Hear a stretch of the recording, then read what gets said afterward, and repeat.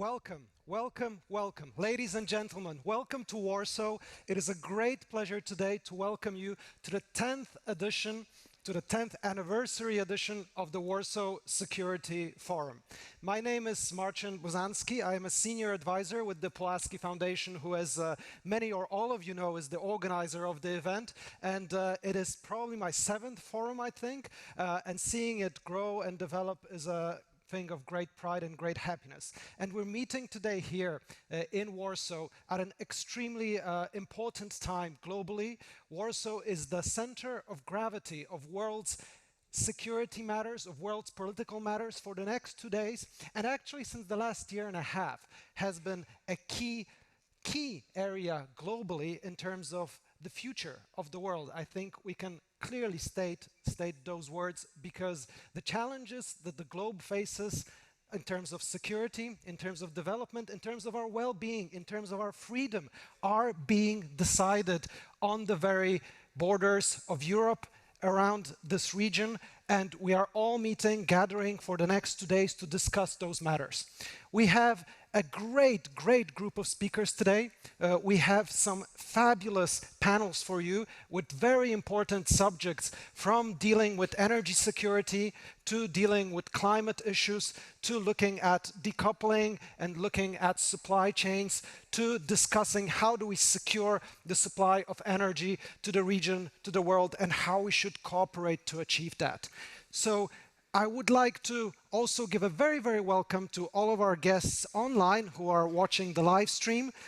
Please also engage with us today with the hashtag WSF 2023, and I really hope that these discussions will be very interactive. As you can see, also our format is becoming more and more interactive, which only underpins the key principle of those 2 days. This is a meeting of minds, that is a meeting of friends to come together and address our biggest challenges. And as I welcome you all, I will now give the floor to the chair of the Energy, Security and Climate Track, Minister Michał Kurtyka.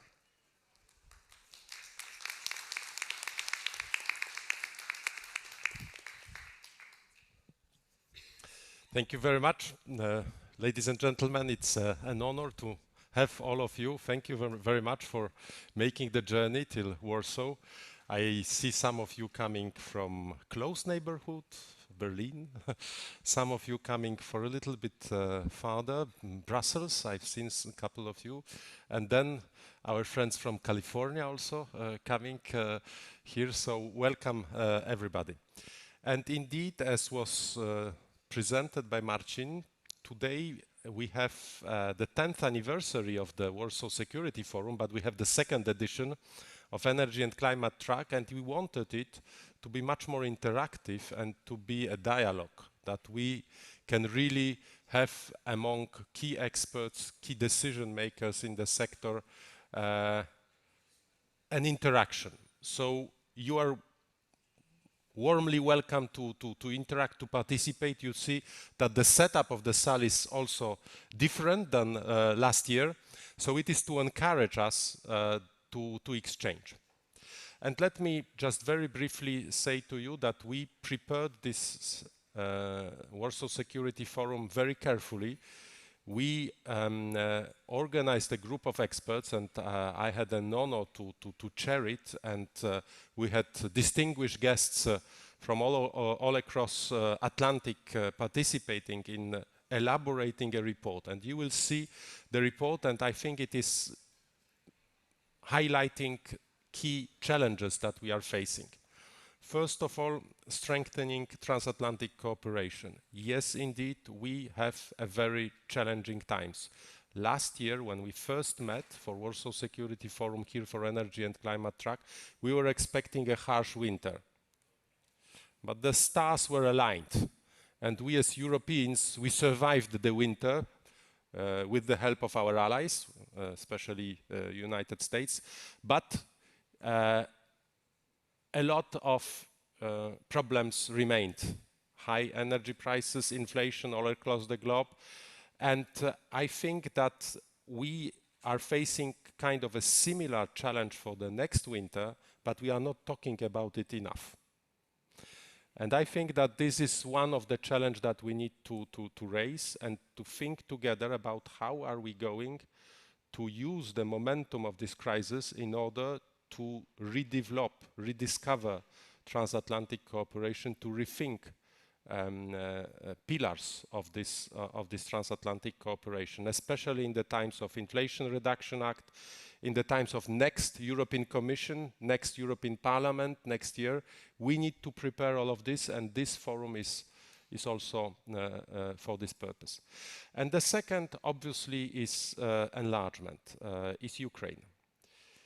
Keeping the support, the constant support of Europeans and transatlantic community for Ukraine is a constant endeavor, is the challenge that we are facing all the days. And we see it in Poland here, and I will not catch with you, that we have also seen a lot of different difficulties arising. They will be normal, but we need to remind ourselves that we are a community of values, and all of us are free people supporting free and democratic Ukraine. And in our interest is to continue this support. And in our interest also is to prepare the right way of enlarging Europe. And this will be, the challenges will be focused very much next year with the new Commission, with the new Parliament, as I said. First of all, because we will need to rethink, reframe Green Deal, taking into account more the security, sovereignty aspects, competitiveness of Europe. It will be much more important, and we will need to think about Green Deal also from this perspective. And then the enlargement, how to organize Europeans, how to organize ourselves in order to welcome such a big economy, such a big challenge as is the reconstruction of Ukraine. And especially in the field of energy, I have the pleasure and the honor also to co-chair together with Deputy Prime Minister Yulia Sviridenko, high-level advisory group under the umbrella of G7 to think about national energy and climate plan for Ukraine. But this is only one plan which needs to be fitted within the institutional architecture of Europe, ready for a new enlargement. And energy will be and is at the heart of this challenge. How are we going to think about next steps of European integration in terms of energy, in terms of climate, in terms of enlargement? How are we going to think all together? And I welcome you again warmly. Thank you very much for coming here, and let's have a very, very productive discussion today. Welcome.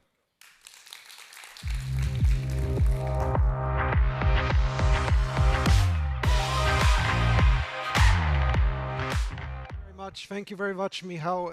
Very important words, a great statement to set the stage for the discussions to come. But before we move to the first panel today, I'd like to give a very warm welcome to Mr. Karim Amin, who is a member of the executive board of Siemens Energy. Of course, extremely important for this track to have the cooperation of private sector. Mr. Karim Amin, please join us. Ah, there you are. Fantastic. Please, the floor is yours. Thanks a lot. Hello, good morning, everybody. Hello. Hello. So, allow me to share some of the opening notes with you. I think it's a very important day today. On behalf of Siemens Energy, as the general partner of the security and climate track, let me first thank Minister Kurtika for once again chairing this very important track in light of the current unfolding geopolitical challenges that we are being faced, especially in the area of energy, and in particular with regards to energy security, as he already mentioned in his opening statements. Climate change and energy transition alone are two very important and big challenges that the world is facing, and of course also here we see it in Europe, that require a lot of efforts from each country to implement their energy transition and go more and more steps into the decarbonization plans. But since the invasion of Ukraine by Russia, it is very clear that energy security became in the center stage of our attention and is by far the third most important pillar that we are looking at right now when it comes to a resilient and sustainable energy system in Europe. Having that said, I think it's very clear that a European energy system needs to be relying on support and exchange between all the European countries. But on the other hand side, independence and sovereignty, as you mentioned, is becoming more and more important. In this regard, we are in Siemens Energy looking at the landscape, and it's very clear to us that there is no one solution that fits all. There are different starting points and different boundary conditions that governs the track that each and every country needs to take. However, there is one thing in common, and it's became more and more clear since 2 years ago, which is energy security is becoming a matter of national and regional security. And this is a topic that requires a strong push to diversify supply chains. It's a topic that requires a multiple of technologies that we need to work with, and not only one technology or one ideology about what is energy security and energy transition is all about. And of course, we need to work together to avoid single source independence. That's also a lesson I think we all learned and saw in the solar industry. I think if we look at what is happening right now in Europe, it's very clear that European countries remain committed to phasing out coal. Different amplification is happening in there, but look at Poland, for example. Coal still covers about 80%, 70% of the country electricity needs, but is expected to go below 10% by 2040. A lot of projects are happening in this regard, and we'll talk about a few of them, a few of the examples that we are also doing here in Poland in a minute or two. However, I want to say also that nuclear remains to be an important element in the energy mix. I came last week from Finland. Olkiluoto power plant in Finland has been inaugurated. I had the pleasure to be there together with the owner and the consortium partner, where we inaugurated a 1,600 megawatt nuclear unit. It's considered the most powerful nuclear power plant or unit in Europe, and it delivers together, with two other units they have in this island, 30% of Finland's clean but also secure energy. Right? So an important element of the energy mix, and here is one track. I think you look at other elements of the energy mix, and we also see that gas will continue to play an important role. One good example here in Poland is Rybnik. A few months ago, we have signed the contract to install around 900 megawatt of highly efficient combined cycle gas-fired power plant in Rybnik, which is actually replacing coal capacity and will reduce the CO2 emission in this area by 50%. Right? So another track towards energy transition as well as energy security. We did the same in Romania. In Mintea, there is very old, I think 60 years old coal-fired power plant that as we speak right now, 1,700 megawatt of this capacity is shut down and is being replaced by highly efficient combined cycle capacities as well. It's going to save around 3 million tons of CO2 emission per annum. If every coal power plant, like the ones I mentioned, are converted to modern combined cycle gas power plants, global emissions could easily be slashed by 50%. In addition, there is technological advancements with regards to green hydrogen that will replace natural gas over time and reduce the emissions further. What I wanted to say is that there is more than one track towards climate change and energy transition, and wind and renewable is in the center of that. Wind industry is an essential for Europe track, and when it comes to reducing dependencies on natural gas, it is in the center of this focus. However, this industry is facing immense challenges. I think you can all see that also in the media, and Europe needs to regard this industry as a strategic industry and avoid similar interdependencies like happened in the past. Ladies and gentlemen, to conclude, I want to say that the Russian invasion of Ukraine has had devastating consequences for the people of Ukraine, and we must help the country to rebuild itself, its infrastructure in every aspect of life. But it also made us aware, more than ever, of the two-sided coin of energy security and climate policy. We at Siemens Energy realize the role that we can play in this regard, and we are looking forward to the open dialogue and being here today and tomorrow in exchange with all of you how we can together create a sustainable and independent energy future for Europe. Thank you so much.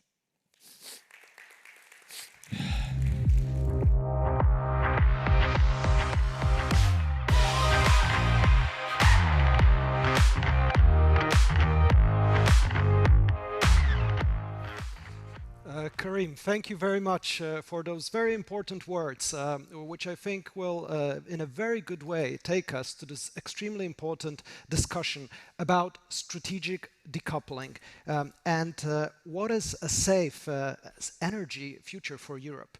I would like to invite a colleague of mine, Mr. Piotr Przybyło, who will be the moderator of this panel, to join me on the stage. Piotr, please.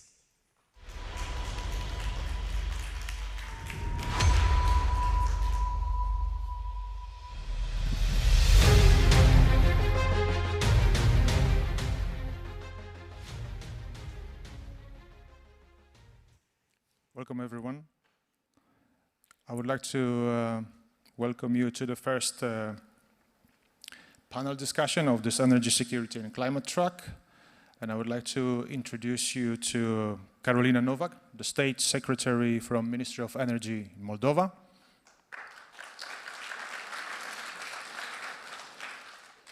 Dita Jul Jorgensen, Director General for Energy, European Commission. And last but not least, Michał Kurtyka, former Ministry of Climate and the chair of Warsaw Security Forum, Energy Security and Climate Track. Welcome.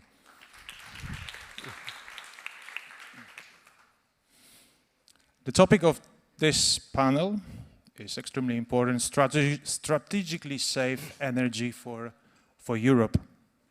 So let's dive immediately into the first question. With the current Russian aggression against Ukraine, what are the most important lessons for Europe and for central and eastern part of Europe? What have we learned from this energy crisis caused by the Russian aggression into Ukraine? And I would like to ask Karolina Nowak for the answer. Thank you very much, and thank you for the invitation to such an amazing conference. I must admit I'm quite impressed. But a few things about Moldova and how we faced this whole energy crisis, and which is still not gone. Moldova is actually one of the most, if not the most affected countries after Ukraine in this, following the consequences of this war that Russia has brought to Ukraine, because it's a country with no fossil fuels and that we have, no gas, no petrol, no coal. We don't have any LNG infrastructure or storage infrastructure for that purpose. So one first lesson which we had to learn and to get exposed to was actually to learn to diversify as much as possible, because we used to be 100% reliant on the Russian gas. And actually 70% of our electricity also was coming from, basically, it was a gas-fired power plant based in Transnistria, also owned by the Russians. So one big lesson was how to leapfrog and become energy independent.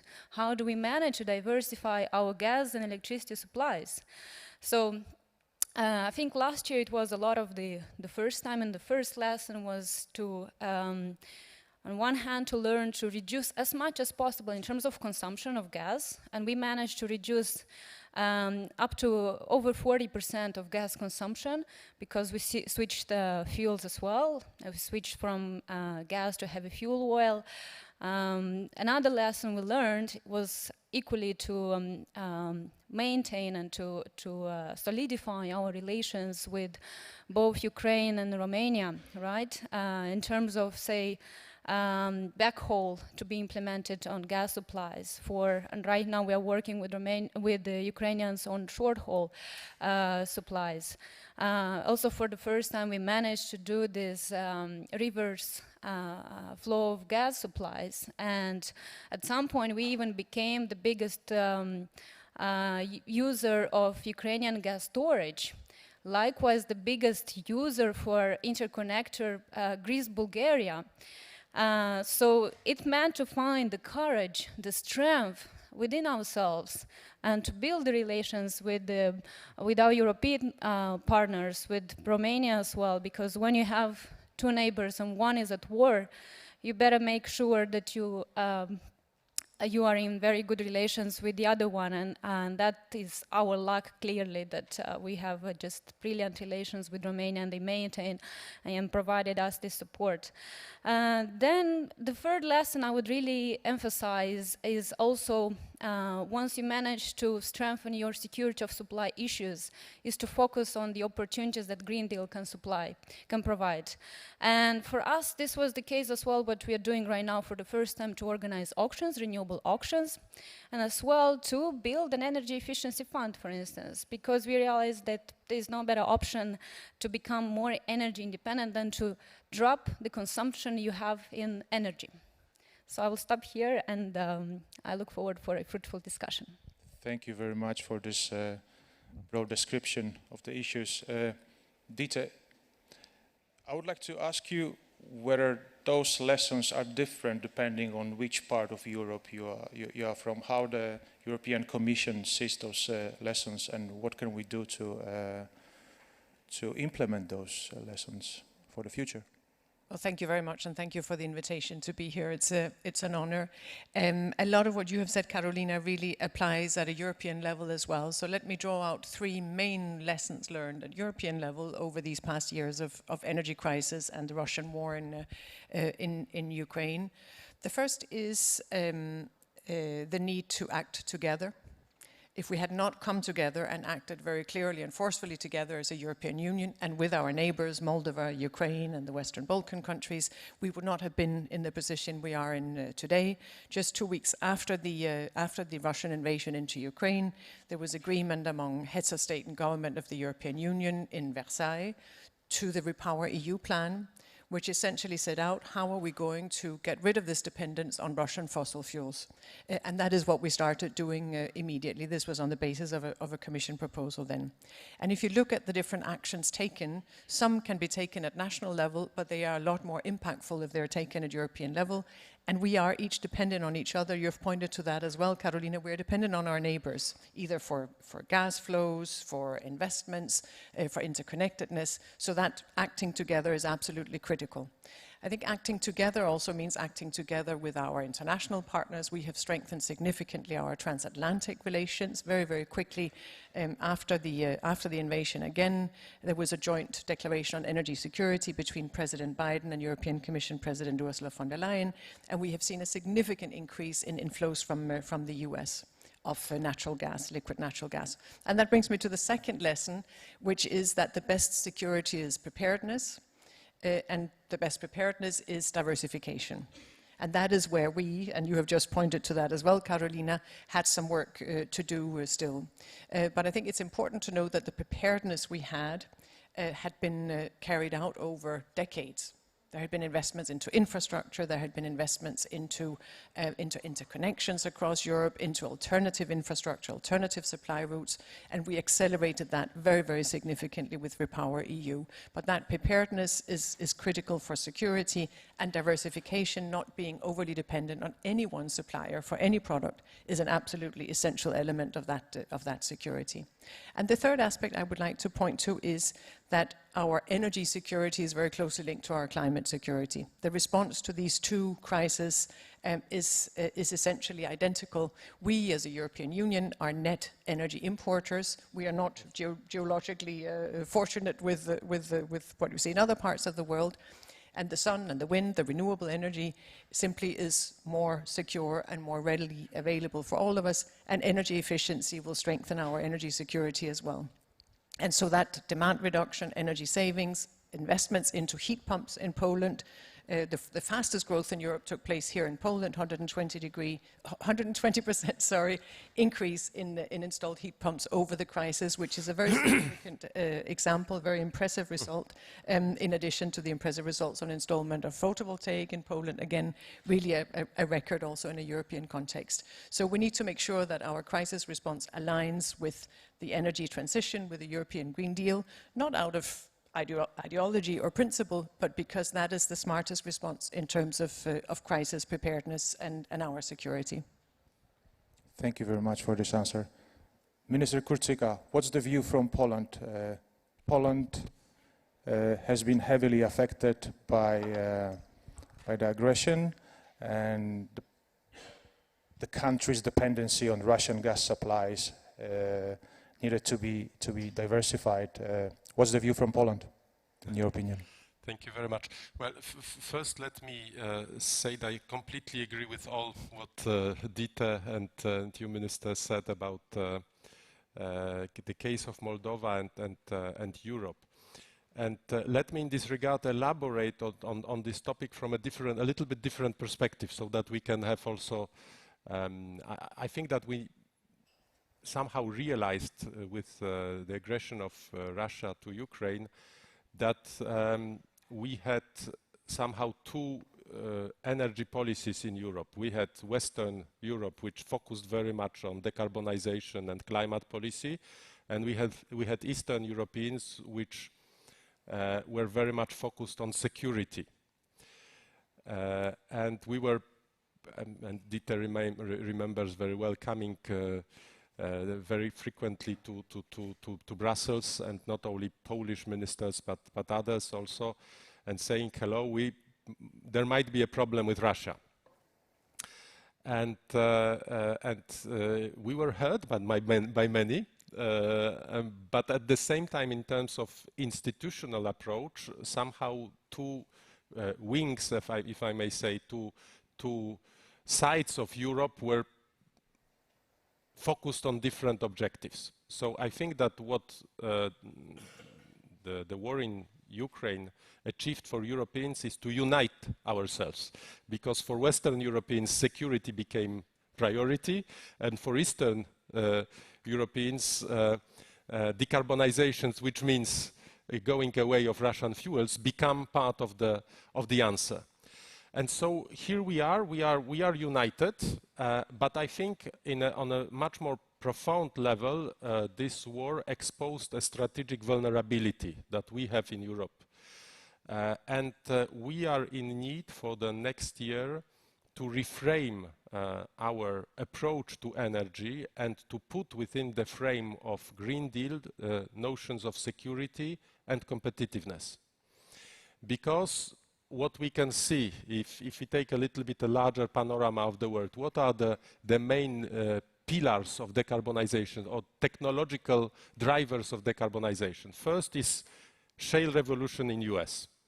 And this is what Karim, you mentioned also, is by going from coal to gas, in fact, Americans decreased CO2 intensity, and this is right now the path pursued by many African countries, Middle East countries. And I was COP president, I discussed with them a lot, so I know that in many cases gas is being perceived as the source of decarbonization, simply because it's twice less intensive in terms of CO2 emissions, but it still remains a fossil fuel. The second pillar of decarbonization is clearly clean clean energy technologies, PV and EV, photovoltaic panels and electric vehicles in particular. And what International Energy Agency 2 weeks ago published analysis showed us these are the two main drivers that will stay with us and that are driving exponential growth since couple of years. And these two technologies, the problem for Europe is that they are localized in China. And all key industries, all key supply chains are converging in China. And the third pillar of decarbonization, possible one, is nuclear.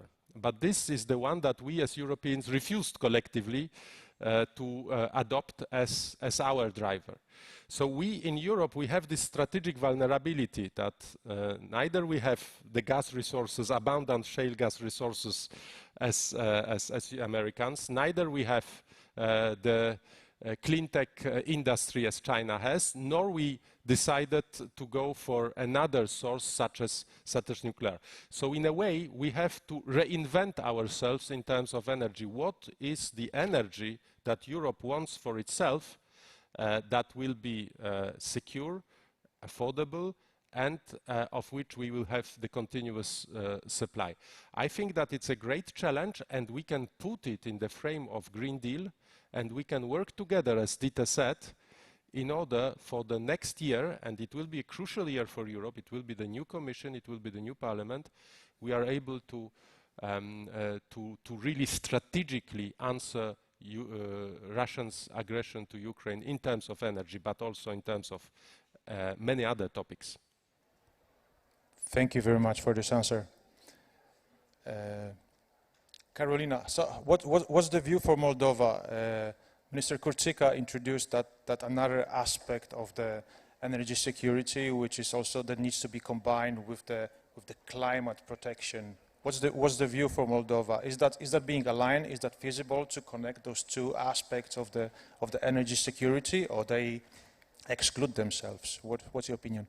I couldn't agree more, because actually you cannot have decarbonization without security of supply. That is a no-brainer, I think, by now. So even as we scale up with renewables in Moldova, and I can assure you that the interest, for instance, we have for prosumers has been skyrocketing, then the other element we face is indeed how do we actually provide those flexibility measures, how do we provide maybe vouchers on storage, or how do we maintain the grid balanced and there's no congestion, there's no additional constraints.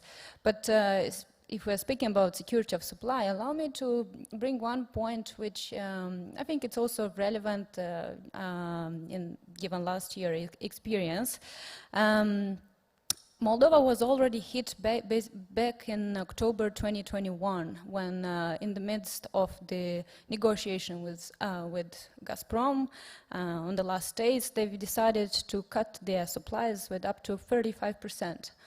So we remember very well, even from 2 years back, the pressure and with no knowledge in terms of buying that gas on the spot markets. And then next year, meaning in 2022, we have a saying in Romanian, which is start building your snow sledge in the summertime so that you can use it in the wintertime. Meaning that we put forward a plan, an adaptation and a prevention energy crisis plan. And for the first time, we've created, even before the EU has put the regulation on storage, we have put forward a whole governmental decision on security storage, because we realized we needed to have ASAP those extra supplies in case of shortage. And I want also to underline that no matter the shocks we've been through, as well with the blackouts in November due to Russia's attacks in Ukraine and our interconnectedness, we managed actually, as I mentioned, on one hand to decrease the gas supplies, decrease even the decrease the gas consumption, electricity consumption as well. And it was a big win for us when we managed to do, and this is, I want to emphasize, thanks to the also European Commission and NSOE support, when we managed to connect to the synchronous European continental grid. This is, for usual Moldovans, they didn't see any change because you just turn on the lights. But for us, you know, I really have difficulty to imagine how we could have we have gone through this crisis in absence of this access to the continental grid, because that allowed us, even for 1 month, to buy all the supplies from Romania when there was no supplies from Transnistria, for instance. So again, I would really emphasize the cooperation aspects, how much this is important, how this is still very important, both in terms of supplies, in terms of infrastructure, reliability with your neighbors, for both gas and electricity as we go further into the winter. Thank you very much. Taking into account the diversity of energy mix across Europe, and different countries rely on different energy sources, nuclear in France, highly renewable energy sources in Sweden, in Nordic countries, then having gas supplies coming totally from outside of Europe, like Spain. So we have a huge diversity across the entire European Union. What's your view on the sort of strategic decisions the countries take, and particularly the Central and Eastern Europe? Would that be different in terms of the strategic decisions on those factors that we just discussed here, the climate protection, and in the same time maintaining the competitiveness of the energy industry in those countries? What's your view, Dieter? Well, it's a very good question. I think the first point is that different countries across Europe, and here I mean both the European Union and countries in our neighborhood, Moldova, Ukraine, Western Balkans in particular, have different national circumstances, and those national circumstances, geography, history, have impacted their energy mix. So the national energy, the energy mix is a decision taken at national level, but within our common European framework. And I think by doing that, we have the best of both worlds, in the sense that national decisions are taken so that they fit into the national circumstances. That can be a country deciding to invest in nuclear, or it can be a country deciding to rely on inherent hydropower or invest more in renewable energy. And at the same time, we benefit from the common energy market. We've got a common electricity market, we're building a common gas market. That also means that energy flows where it is needed. And as you have said, Carolina, that also benefited Ukraine and Moldova. We saw immediately after the invasion, just a few weeks later, we saw the full integration of Moldova and Ukraine into the European electricity grid, which has helped bring electricity security to Ukraine, Moldova, but of course also to European countries in the region. So important for both partners. That support that we have given is really part of a common interest. So the combination of a common market, when there are shortages in the nuclear output from France, the summer of the crisis, well, then France became a net importer of electricity from neighboring countries. We saw the same. We saw very low hydropower capacity because of the climate-induced droughts across Europe. And so countries that normally had a fairly stable electricity production based on hydro, well, they needed to import from neighboring countries. So I think it's the best of both worlds, and it's important to, on the one hand, recognize the differences, but also, as you have said, the acting together is a necessary part of that. Maybe one point on this question of energy security and climate security, as you've rightly said, there can be no decarbonization without energy security. But I think it's important to underline also that there can be no energy security without decarbonization.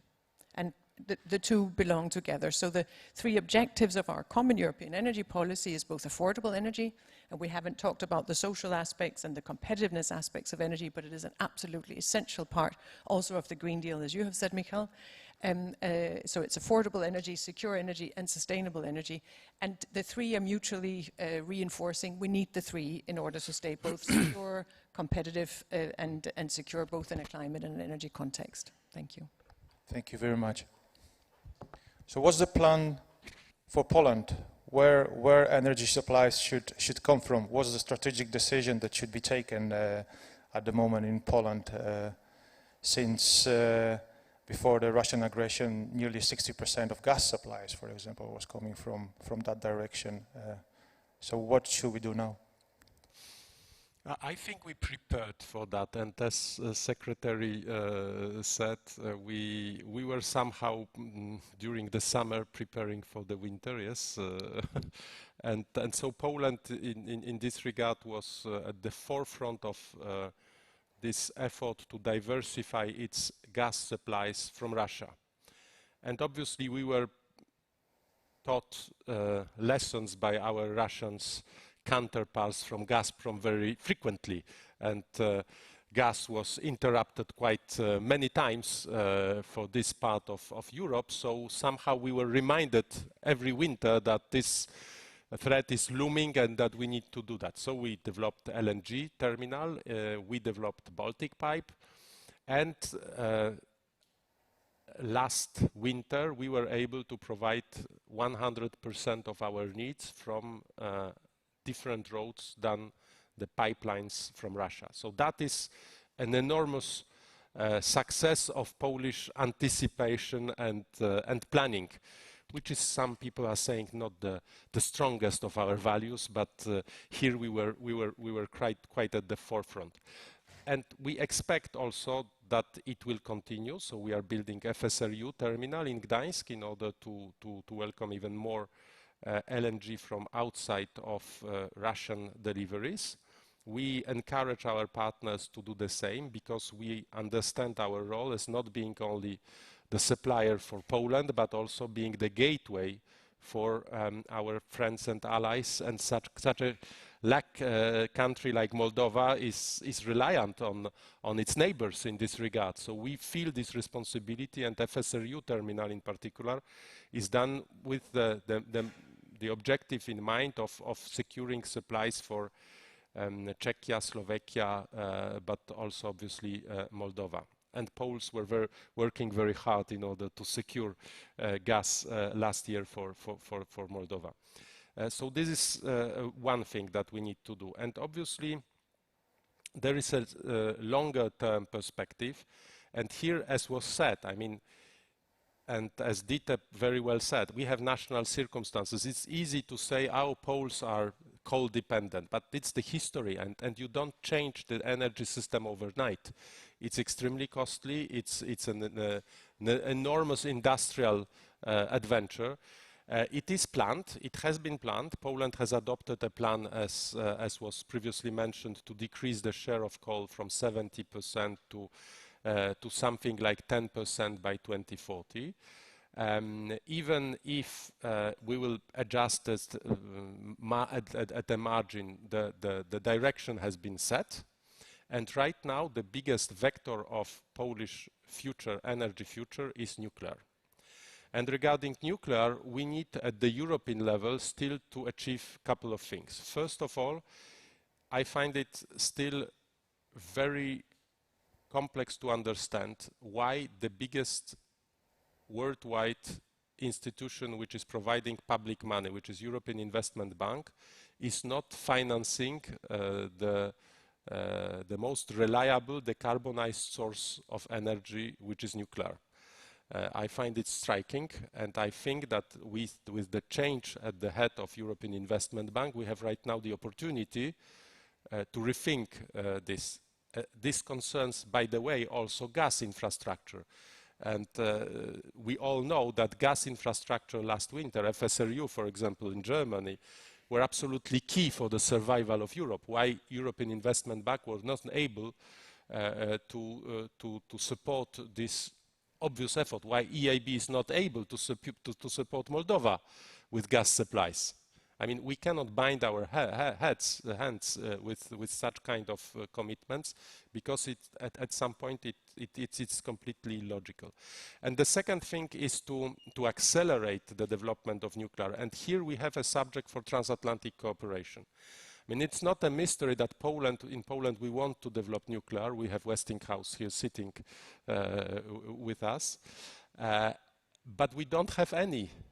I mean, we are a unique European country which is aiming to develop nuclear without previously having a single nuclear power plant. And so it's the challenge not only in terms of construction, but also for administration and especially for licensing authorities.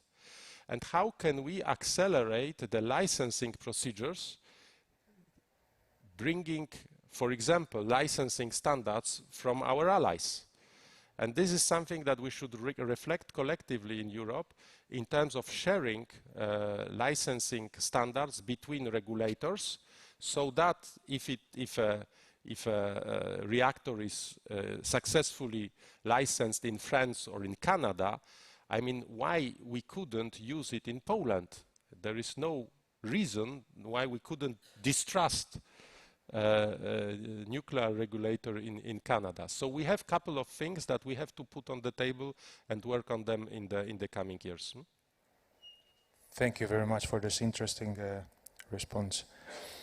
So, Dieter, you mentioned that partially before, but the Pulaski Foundation and the report that we published for the Warsaw Security Forum 23 calls for increased energy integration across Atlantic, transatlantic between Europe and US. And you mentioned that US is a net producer of energy, whereas Europe is not. So do you see sort of what conditions would have to be met for this partnership to be successful and helpful for Europe in this energy crisis? What are your thoughts? Thank you very much. I think indeed the transatlantic partnership and cooperation has proven absolutely essential to our crisis management, and very quickly we saw a strengthening. I mentioned the joint statement of Presidents Biden and von der Leyen at the very beginning of the Russian war in Ukraine, and the commitment, the engagement on both sides to strengthen the energy partnership for energy security of Europe. And again, that Europe in the larger sense is the European Union and its neighboring countries, because all the measures we have taken during this crisis have been taken jointly between the European Union and countries in the energy community, Moldova, Ukraine, Western Balkan countries. When we do joint purchasing of gas, for example, that is for the entire region, the entire neighborhood, to make sure that we use our common strength again. And as I mentioned, the US has very much been part of that partnership, if you will. What we have seen since the onset of the war is that the US has become the largest supplier of LNG to the European Union.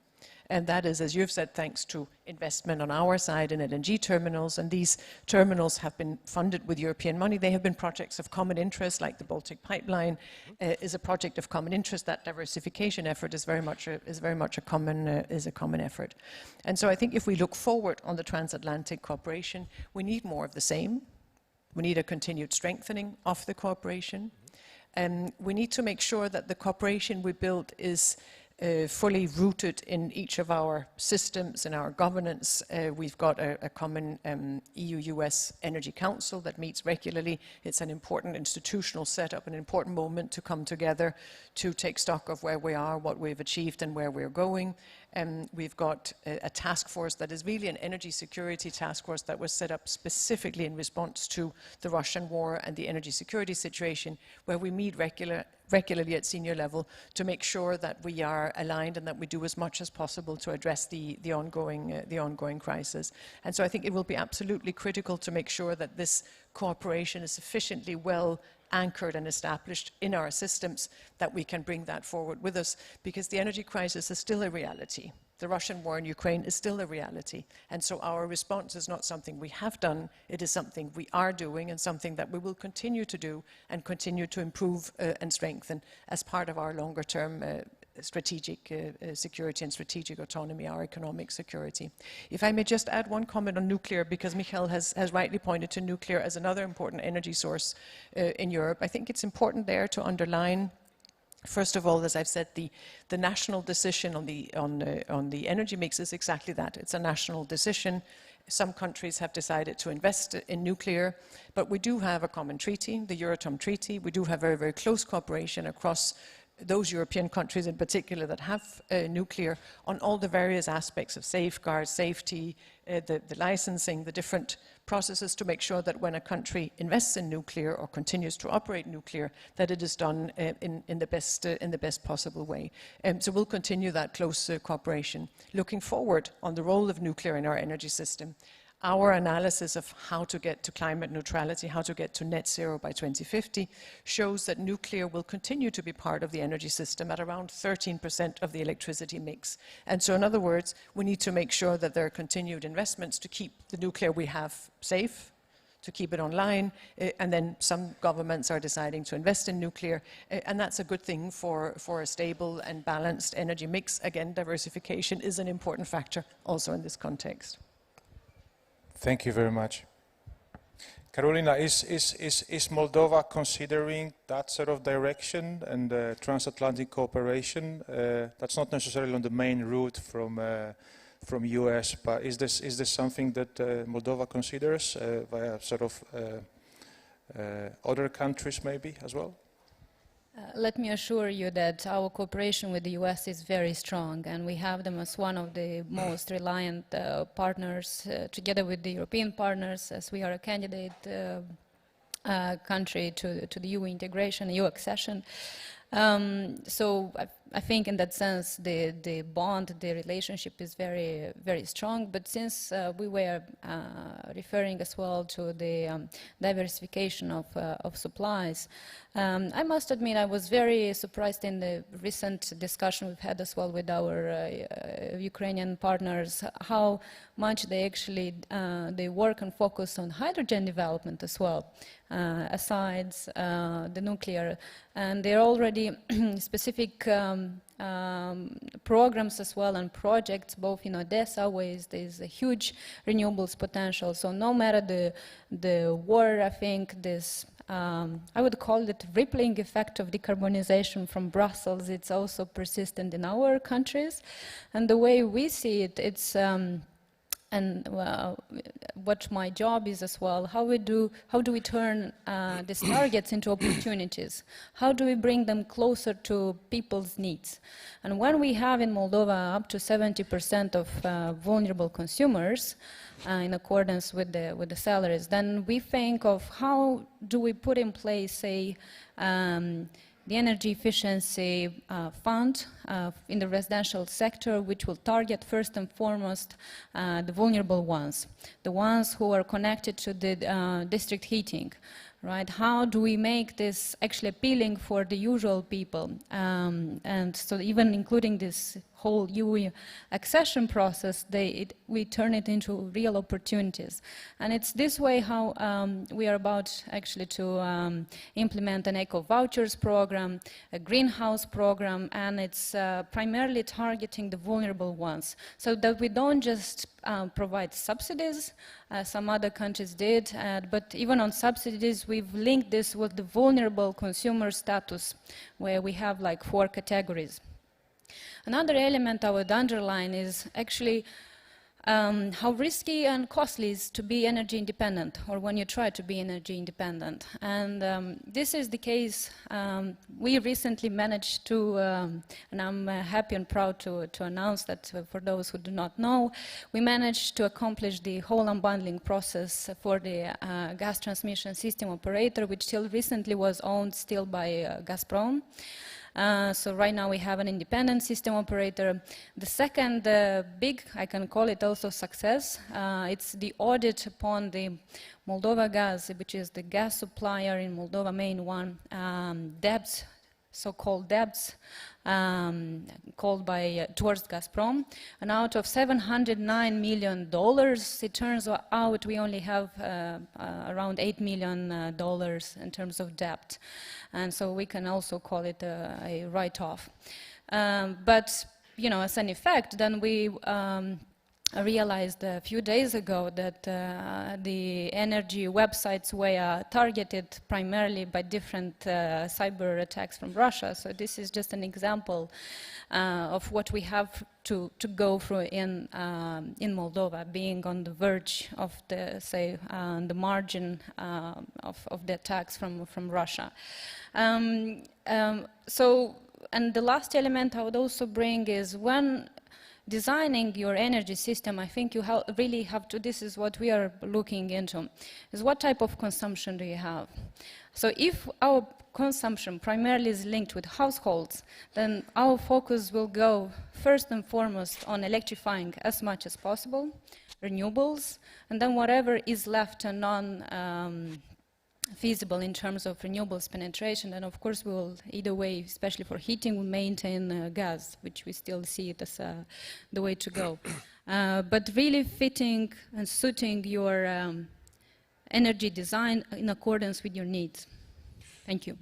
Maybe Piotr, if you allow, just ad vocem what Carolina and Dieter elaborated on gas and on the collaboration, transatlantic collaboration. I think that we did a lot in Europe, and we mentioned FSRU terminals, etc. But I think that within this energy security group or energy dialogue between US and Europe, we should tackle additional elements. It's not only important for Europeans to have import terminals, it's also important for our friends in US to have export terminals.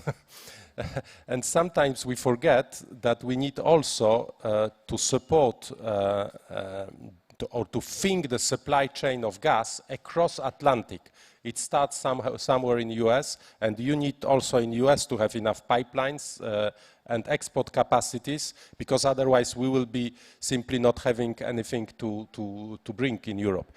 And this is a tricky subject in Washington, taking into account obviously the decarbonization agenda of the administration, and it's okay, but we need somehow to navigate through it together with our allies. And the second thing is financing. There was a lot of discussions about how to provide gas to Moldova, taking into account that no public institution is willing to finance gas. And so we are in a kind of a completely strategic paradox that everybody agrees that we need to support Moldova in terms of gas. It is within the reach of financial institutions of Western community, let's be frank. It's not a problem of money, but everybody is saying, but I'm not allowed to finance gas.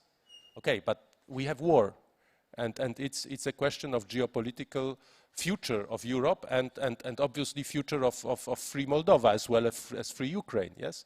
So we need somehow to be able to react in a much more, let's say, active manner to this. And last but not least, the elephant in the room, obviously, is Inflation Reduction Act, and we didn't say a word about it, and we need to mention this elephant.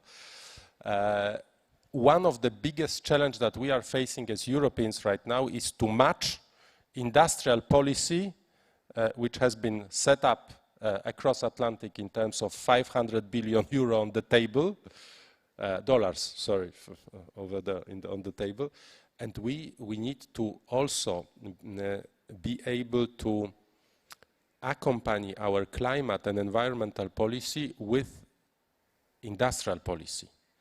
If we fail to do it, our single market will be in danger. And why?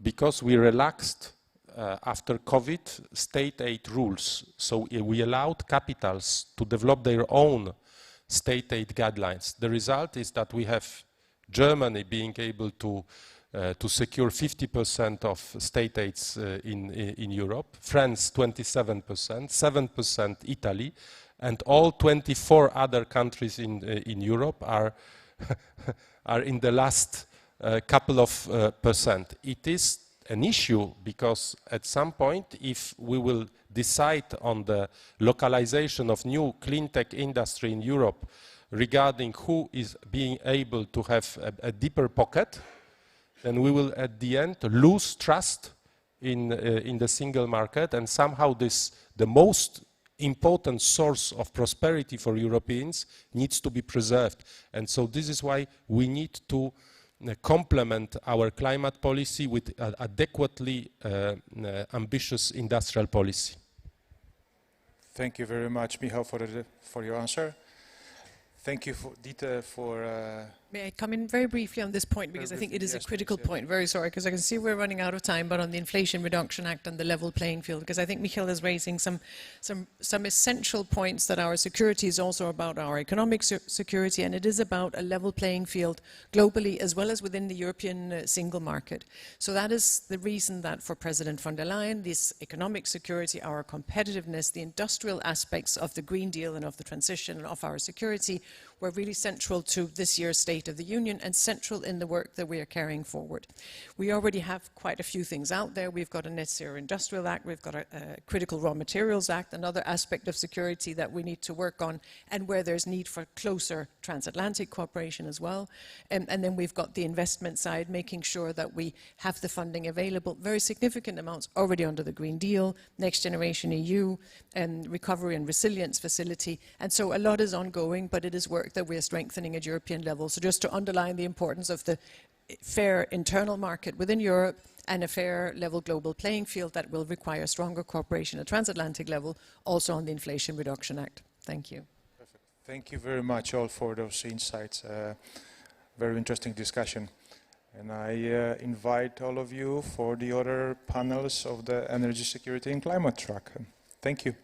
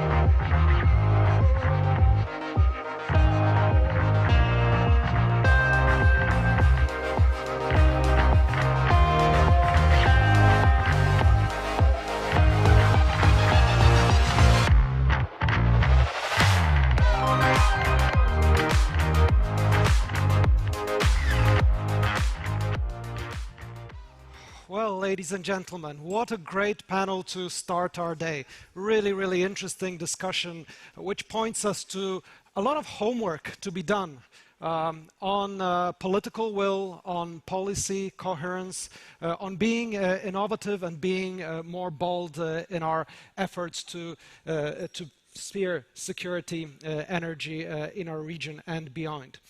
Ladies and gentlemen, we will continue our discussions with the next panel. Very important subject. We'll be discussing Europe's energy transition, delivering secure and sustainable and affordable energy in Central and Eastern Europe.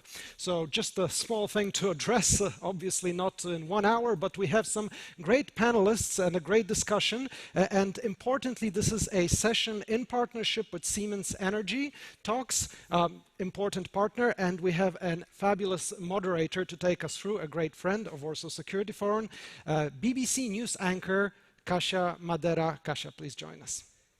Thank you so much.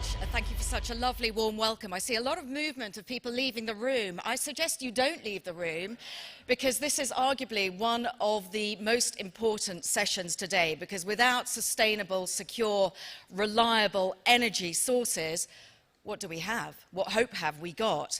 Now, today we've got incredible representatives, very high-profile guests, as the person just introducing me was mentioning. We've got people from Germany, Latvia, Lithuania, and of course also Poland to discuss how on earth we achieve sustainability, security, and reliable energy. I do not need to explain that we are living in a bit of a complicated geopolitical atmosphere, so it is critical to get their points of view. This is, of course, a session sponsored by Siemens Energy, and before we begin grilling the parliamentarians, I promise I won't do that, asking them questions. Let's hear from Siemens Energy themselves, our esteemed representative. Please join me in welcoming onto the stage Ariel Porat, the Senior Vice President, Head of Europe at Siemens Energy. Ariel.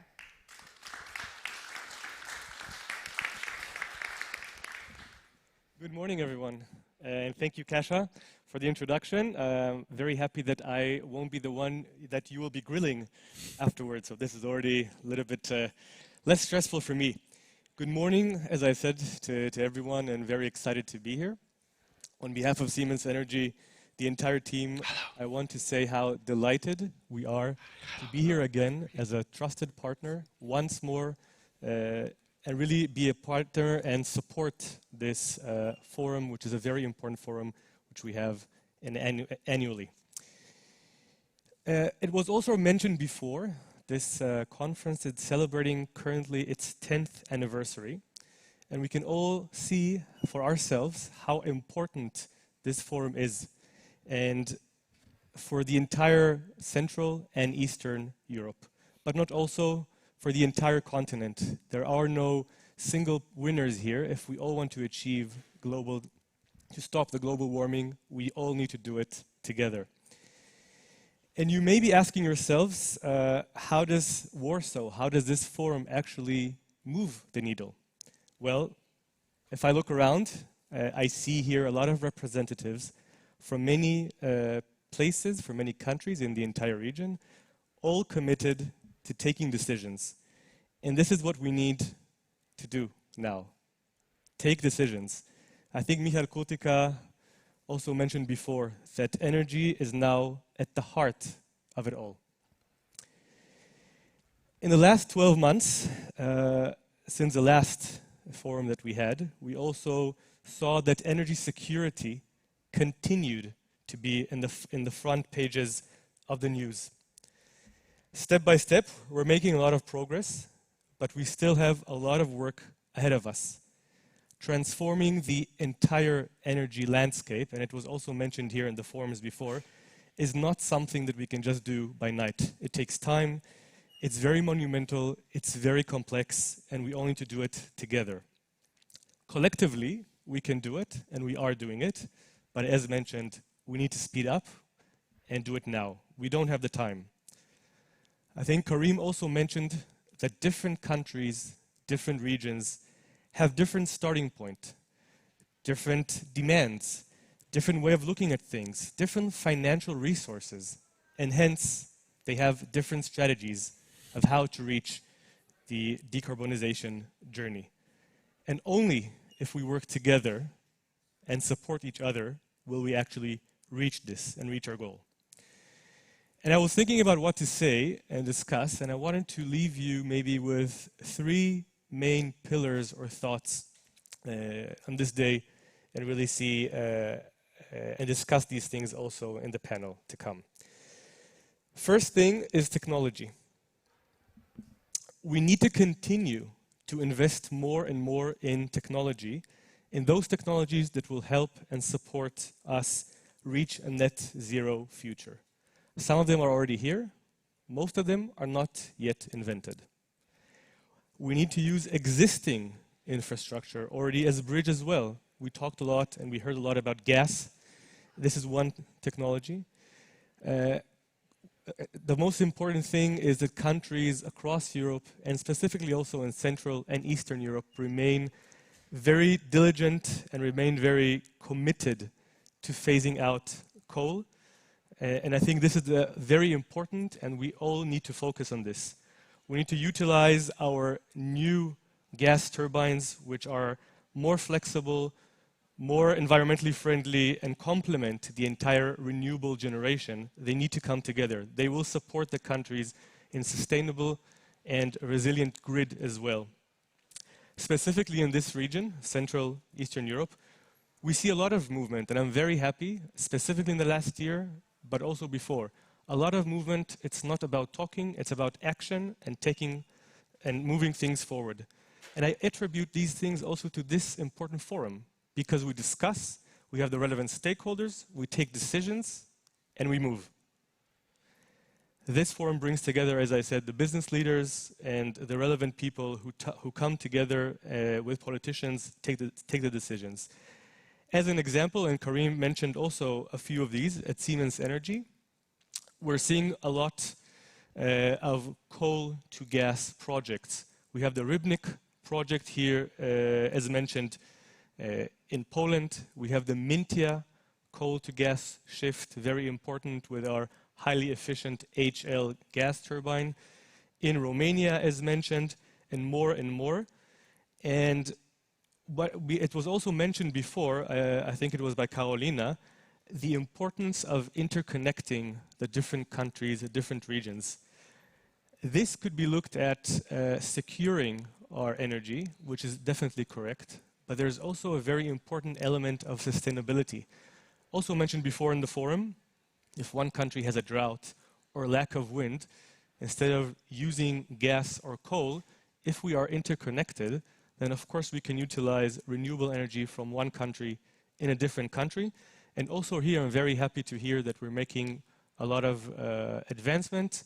And we, for example, in Siemens Energy are supporting the Baltic countries as another example, how to synchronize into the European grid, which will happen in the next couple of years, which is very important, again, from a security perspective, but also from a sustainable perspective. And they both go hand in hand. A different mix that was also not mentioned here is wind. And here also I'm very happy to say that we also agreed to supply technology to the Polish Baltica 2 wind farms. It's an offshore wind project, which I think in the Baltic Sea, which is very familiar, I assume.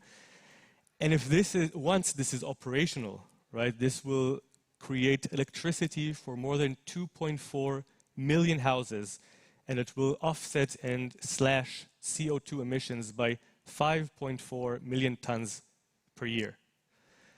So we see many examples of the energy mix. It's coal to gas, it's wind, it's PV, it's storage.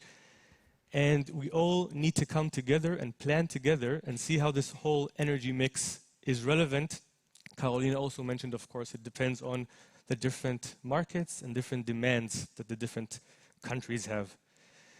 My second point is that the deployment of a resilient and sustainable European energy system requires also jointly agreed common goals and, of course, objectives with very strong backing and support by governments.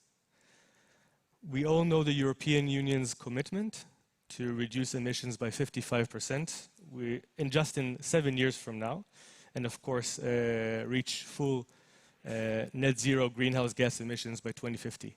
This is a very ambitious goal, but we need to do it. It's not a nice to have. It's there, and we need to do it.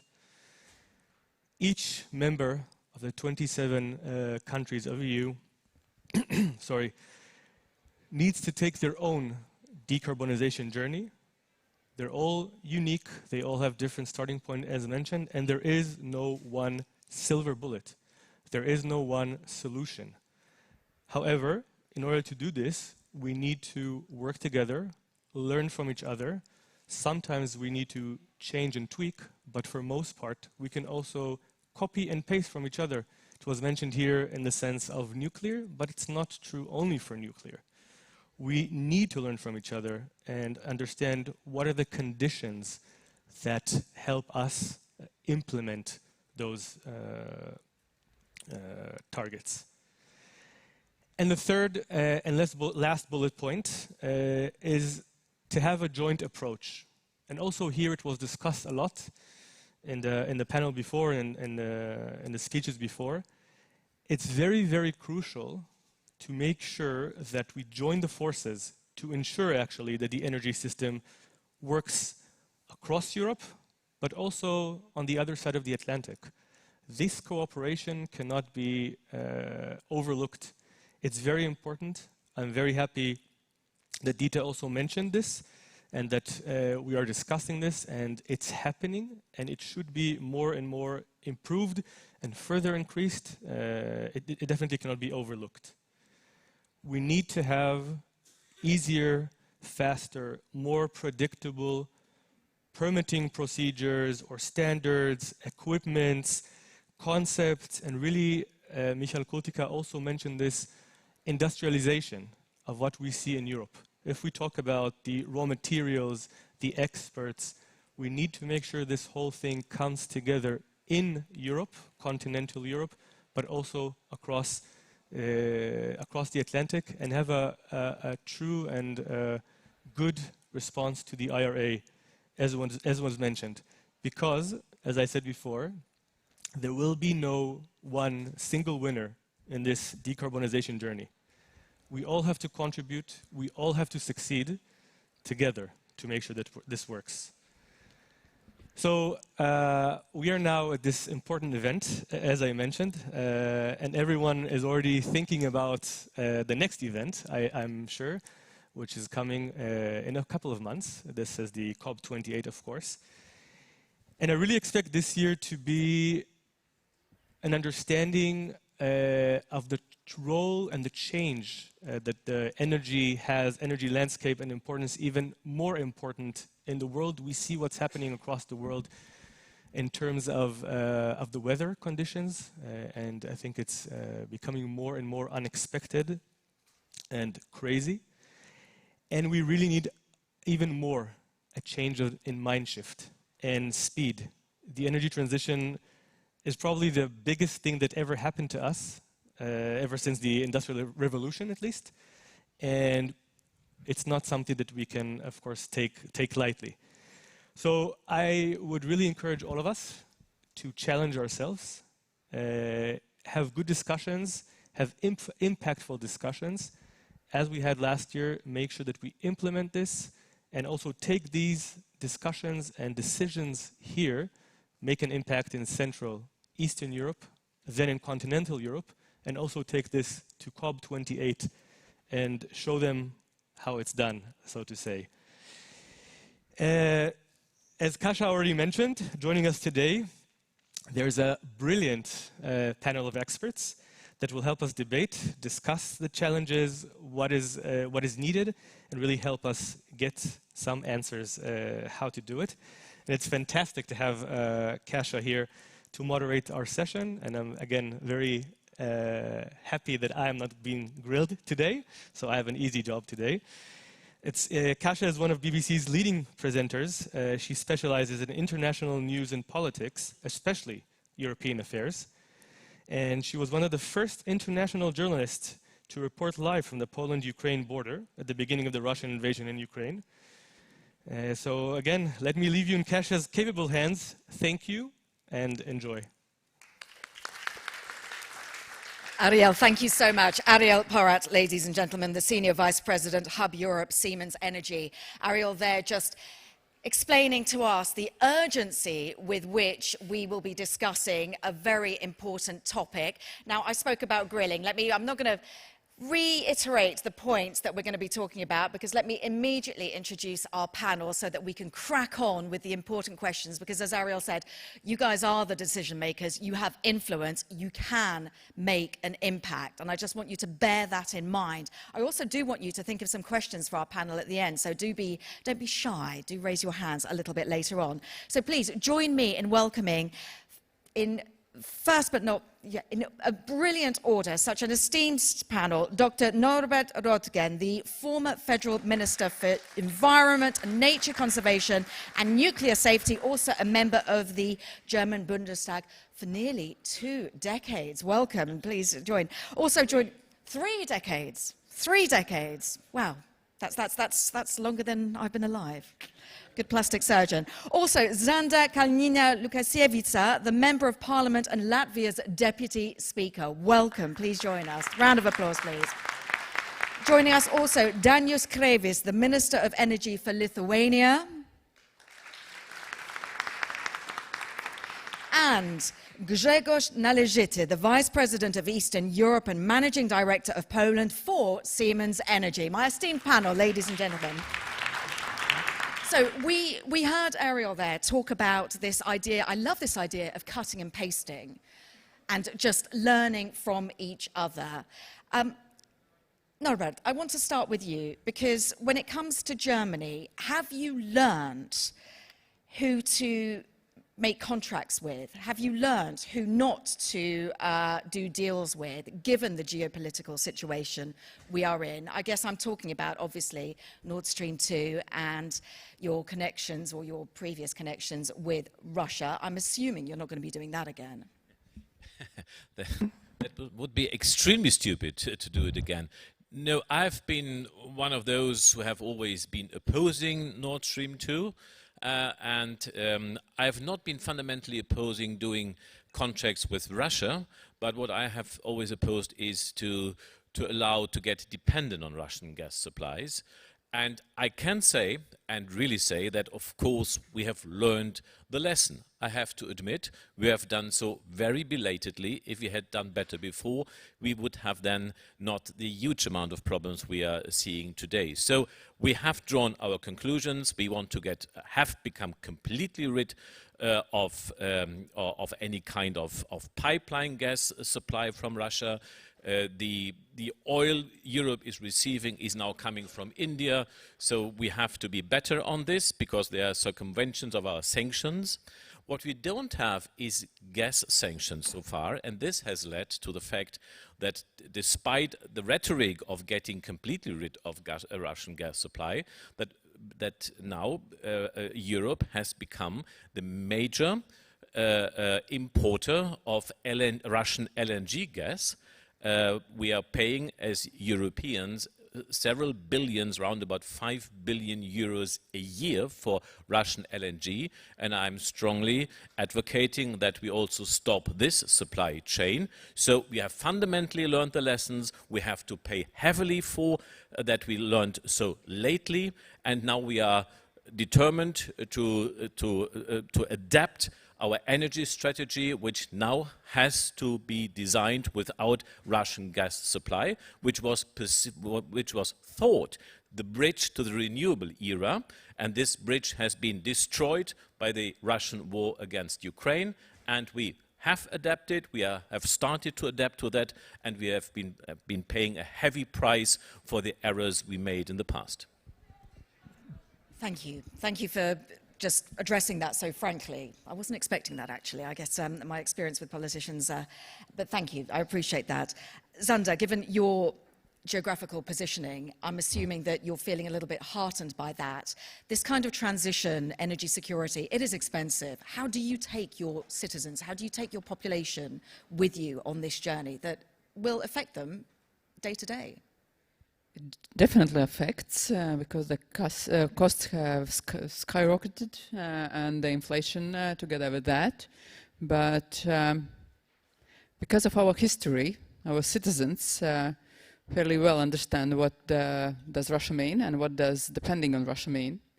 So that's why there is a full support for 100% switching away from any dependence from Russia. And if before the Russian full-scale invasion in Ukraine, we were buying 100% of our gas from Russia. Now we are this year buying 0 from Russia. And of course it costs, but at the same time it have a positive impact on our security. So this is the cost of security.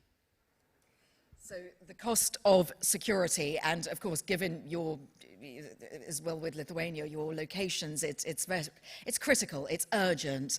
Danius, when we heard Ariel talking about cut and pasting and taking away lessons and things that you've learned from other countries, I guess what is it that with Lithuania, what is it that you guys hope to learn from other countries in making yourself sustainable and reliable? And what do you also offer, given your position geographically in Europe?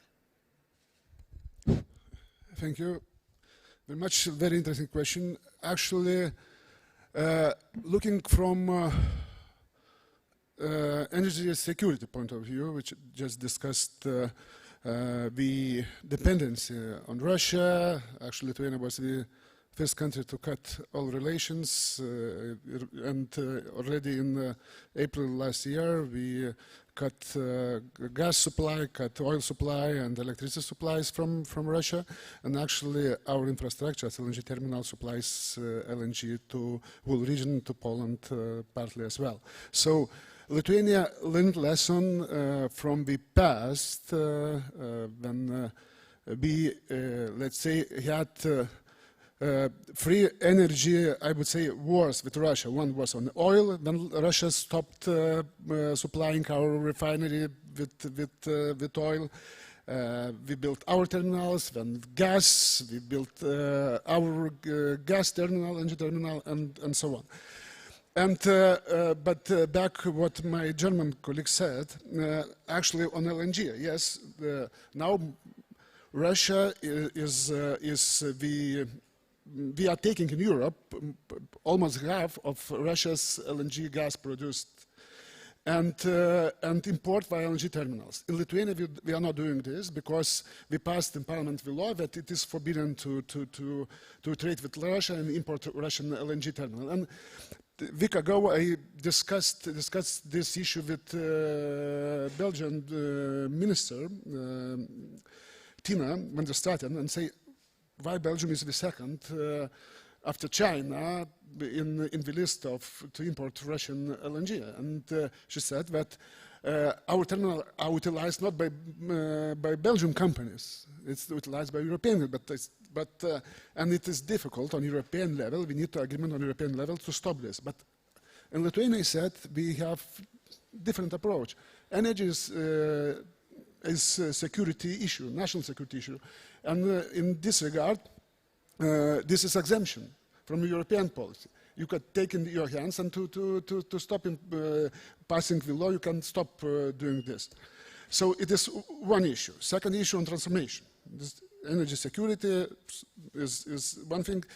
Second is energy transformation.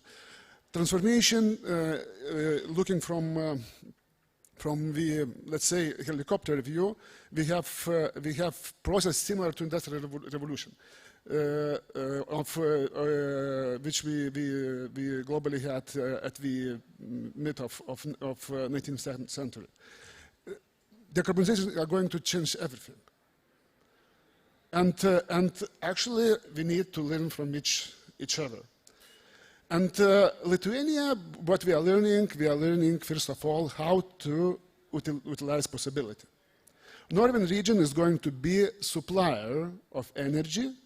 Northern and southern regions to Central Europe and to industrialized centers, Germany. And only in Baltics, in the east coast of the Baltics, we have 25 gigawatts of offshore wind. We need to harness it. We need to transform it to different energy products as hydrogen, as synthetic fuels, as ammonia, and so on. And in order to be those products transferable to Europe, as well, having surplus in electricity, we could attract industries because the landscape of industries are going to change with decarbonization as well. So what we are learning for us, Denmark and Belgium are a real example how to transform, how to move with renewables, with energy islands, with infrastructure, and actually we are. As a country, our agencies, our companies are working very close to take best what we can from the countries which are quite advanced, as I named two, and as Lithuania, we see us in the future as some sort of energy hub in this part of Baltic Sea. Thank you, and again, it's great to hear the lessons that are learned from countries that, as you were saying, that are potentially like Belgium and Denmark, a little bit more advanced. Great to see how you're learning lessons from them. When it comes, Grzegorz, to Siemens Energy, we're hearing how Latvia, Lithuania are learning lessons, how they're overcoming the challenges that they had. Of course, Germany will not be making the mistakes that it made, perhaps, as you said, in the past. How is Siemens Energy supporting these countries in improving their security in terms of energy? Has Siemens Energy pulled out of Russia fully? And if it hasn't, what kind of messaging does that give to these countries that have struggles in terms of ensuring that they're energy resilient and secure?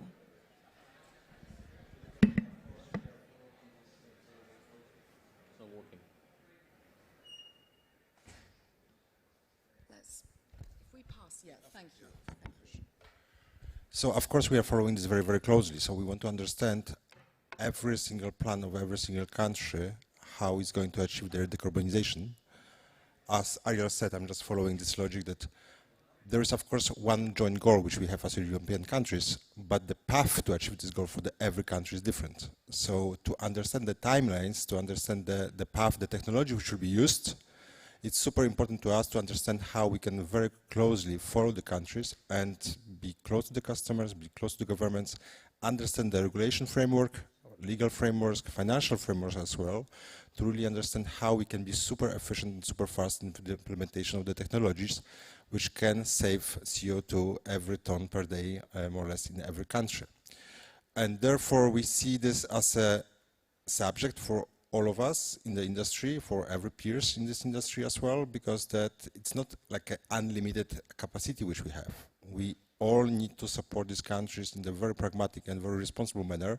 So therefore, to understand the pragmatic approach of the countries toward the decarbonization path, for us it's crucial to be able to really support and be a witness of this journey of each country to bring this decarbonization level and the CO2 emission to the targeted by the 2030, 2040 and 2050 in the close milestones. So for us it's a challenge. Every country is different, we see it. Even in the Eastern Europe we have countries which are fully dependent on the coal, right? And trying now to step by step to bring the new technologies to the energy mix to be sure that we have this reduction. And just Ariel mentioned the offshore wind, where we can enjoy as all countries around the Baltic Sea to have the good wind and the good deepness of the Baltic Sea to implement offshore. Lithuania is following this path as well very soon. But as well onshore wind, the PV, the technologies which are very much supporting the decarbonization of the district heating, like now, of course, the obvious is the coal to gas migration. This is what we can see massively happening, and just following by the high efficient and big scale the heating pumps. But as well, we are now talking about the geothermy. We are talking about the waste to energy, so the more circular economy. And there's a lot of still technologies which are not existing in a productive way, which we can easily implement, but it's going to be, as we discussed before, just to need to have additional investments in sense of the R&D and the scale as well to be implemented for the future cities and the decarbonization of the cities as well. So this is the complex, really complex target and the really complex environment which we are now having. We are just discussing in the Europe the more and more demanding and advanced targets which we are putting ourselves. So for the 40% to the 45% by 2030 in sense of the renewable energy mix participation, which is more or less 89% compared to the current installation base, which is again going to be the great challenge to all of us as well. And we know as well that the wind sector is in the currently very much contributing to this renewable energy mix. And we just listened to Ursula von der Meyer, who approached EU wind power with a new concept, how we can make this industry more resilient. So it will take some time as well for the implementation. Okay, Grzegorz, thank you. When it comes to, we've got Europe wanting to reach net zero by 2050. It's a big ask. And Norbert, when I was in Germany, when the floods happened in 2021, the summer of 2021, over 100 people lost their lives across Western Germany and West Europe.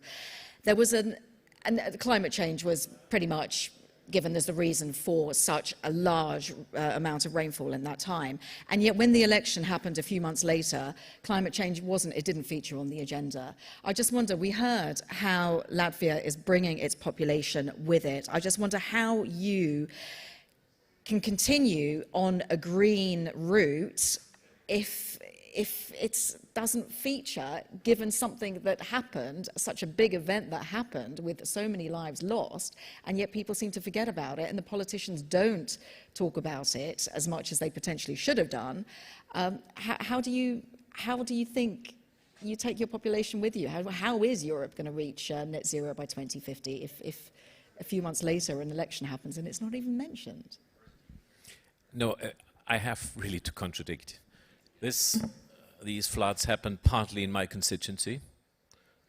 People were killed in the floods, and the rest of the floods occurred very closely to where I've been living all my life.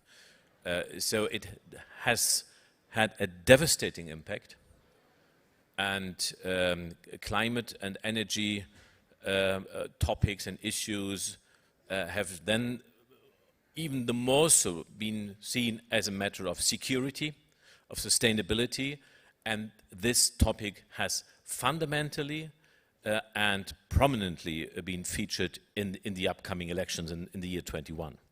And it's still the case.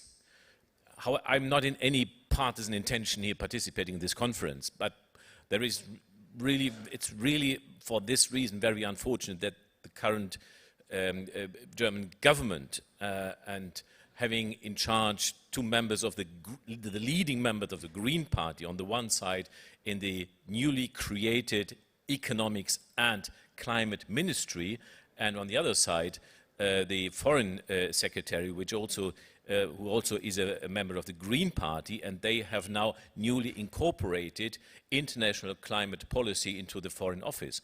So there was high expectation, and forgive me for being also candidly and blunt on this. They have really blundered, particularly in their home turf, what has always been their mission to be serious on climate and energy transformation, and they have really failed and disappointed. This has caused, I have to admit that, a certain backlash, a certain limited but a certain popular backlash. It has created disappointment if you can't manage to achieve results.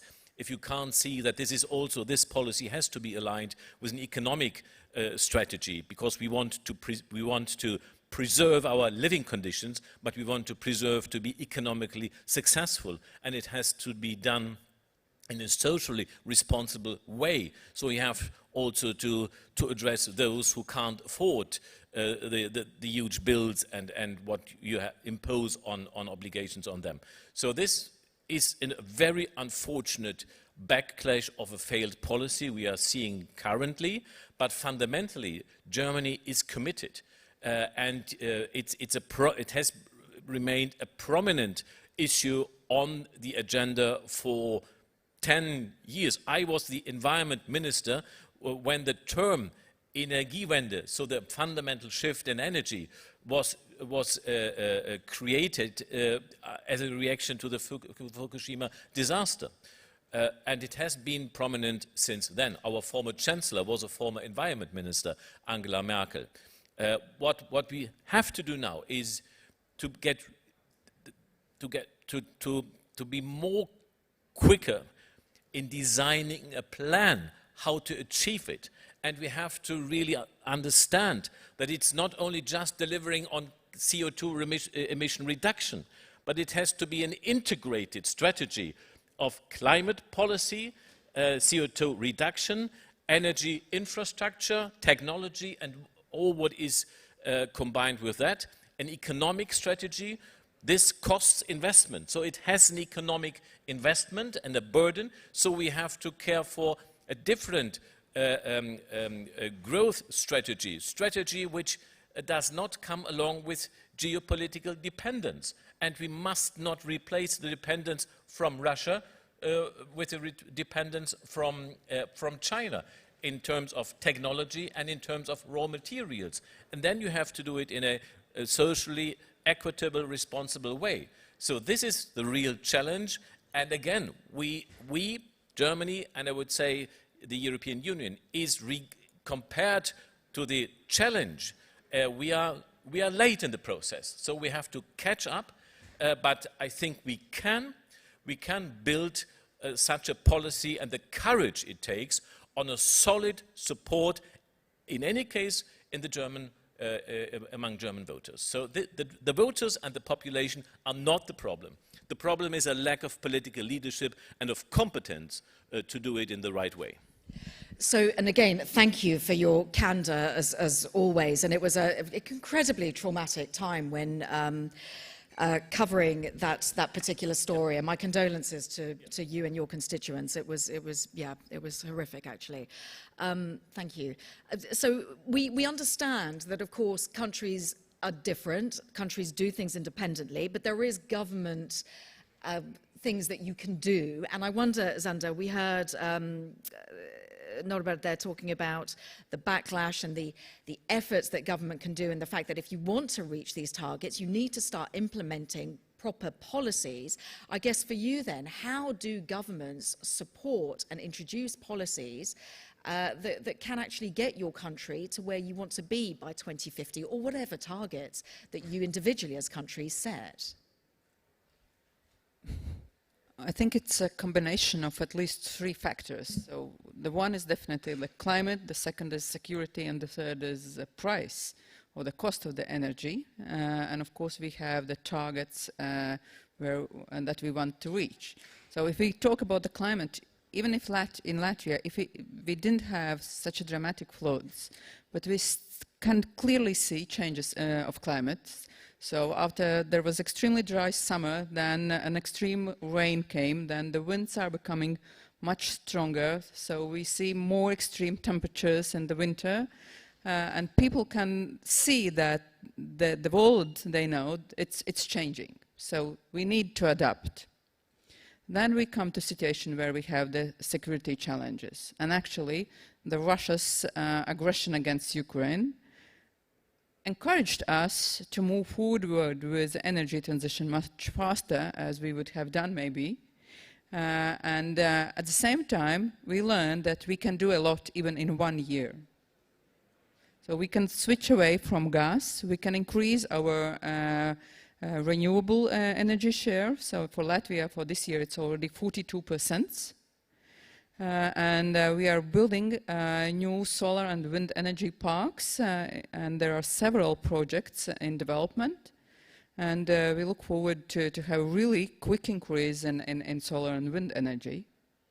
And actually, we are seeing that in a couple of years, Latvia could become an exporter of the solar and wind energy. Of course, it needs investments in the parks and in interconnector cables. And that brings me to the factor of the price. Yes, it takes a lot of investments in this moment. We saw a dramatic increase of the price last year, but it was not because of the transition towards more climate-friendly energy mix. It was because of the Russia's actions, and people can clearly distinguish who is to be blamed, and this time it's clearly the energy prices went high, not because of our policies, but because of the aggression of the neighbor. So if we want to have a stable price, we need to be independent, and we need to have green and clean energy.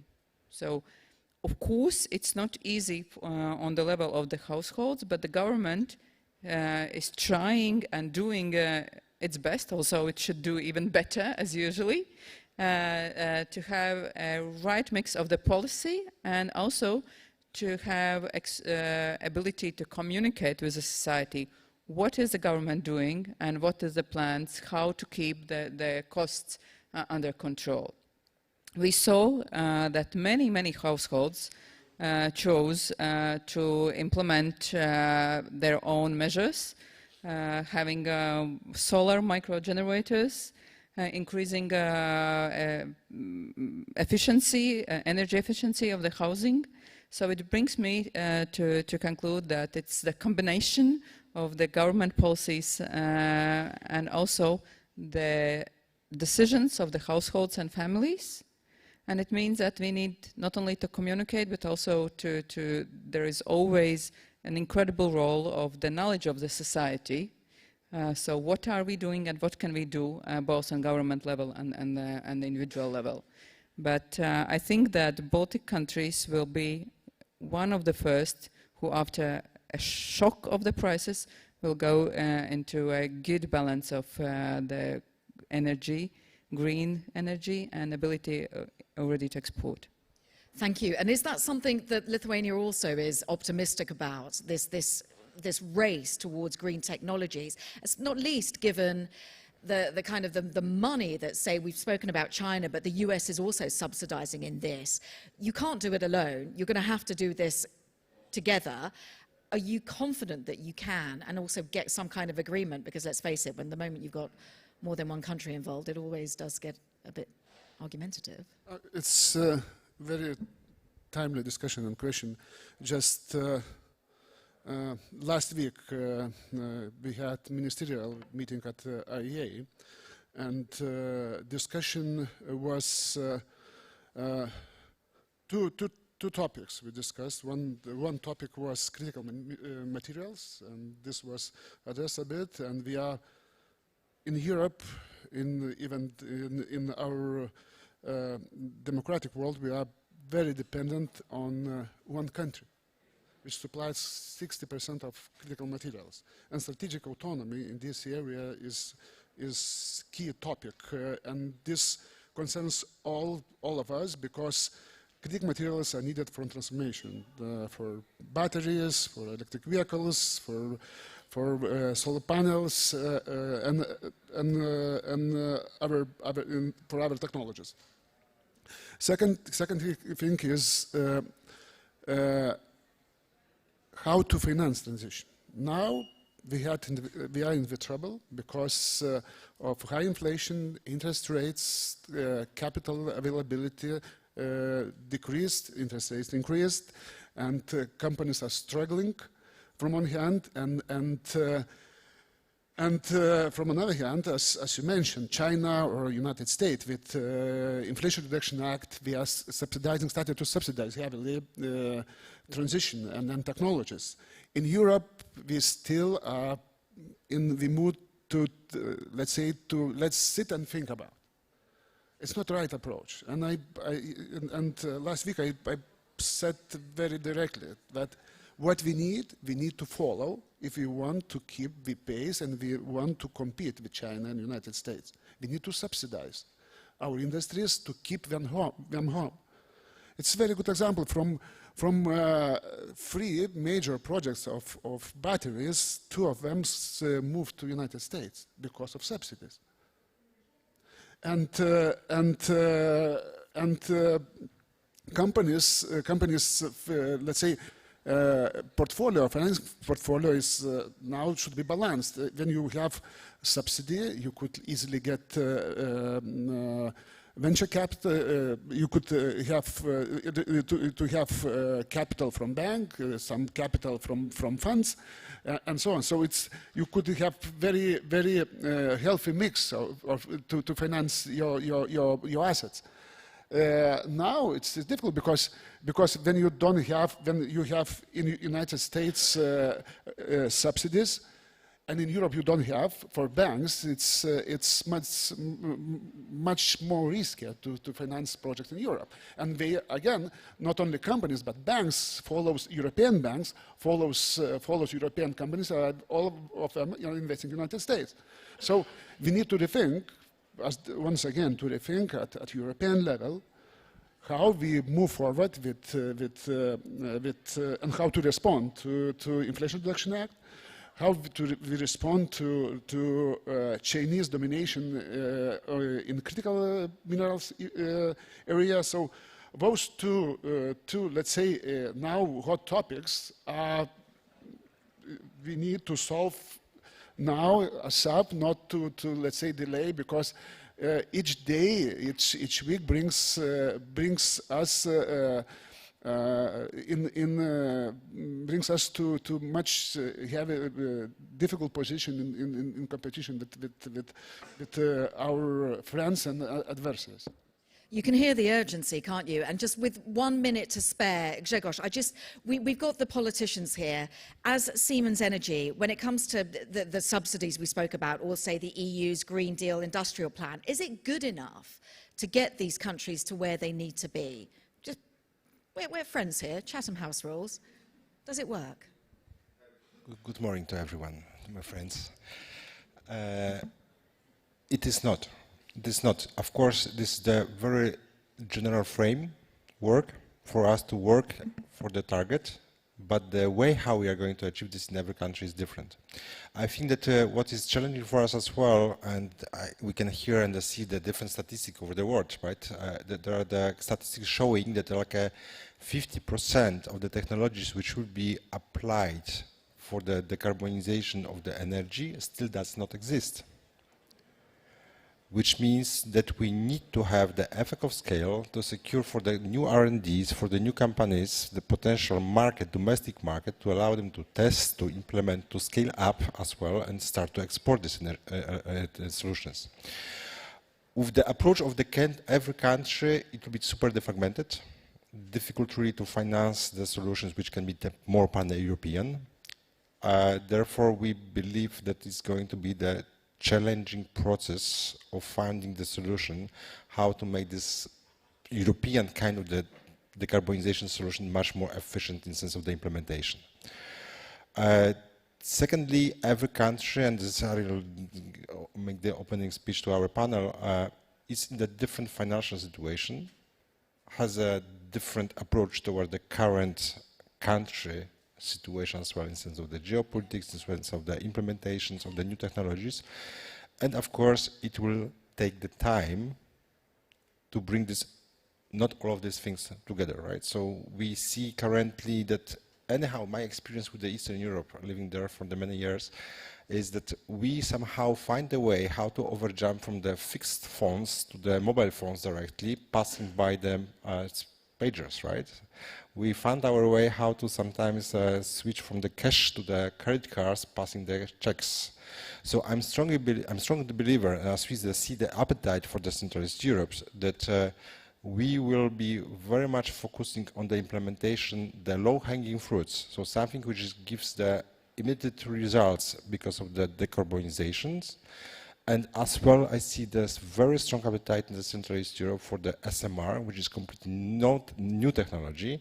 And now every country is a little bit fighting and trying to get the race to who is going to implement this first, which is, of course, again, showing this bridge from the well-known, established, mature technology for the sector, which is rather risk-averse, to something which can change very fast the picture of these countries, because at the end of the day, we are talking about the 2030, 2050, it's only 20 years.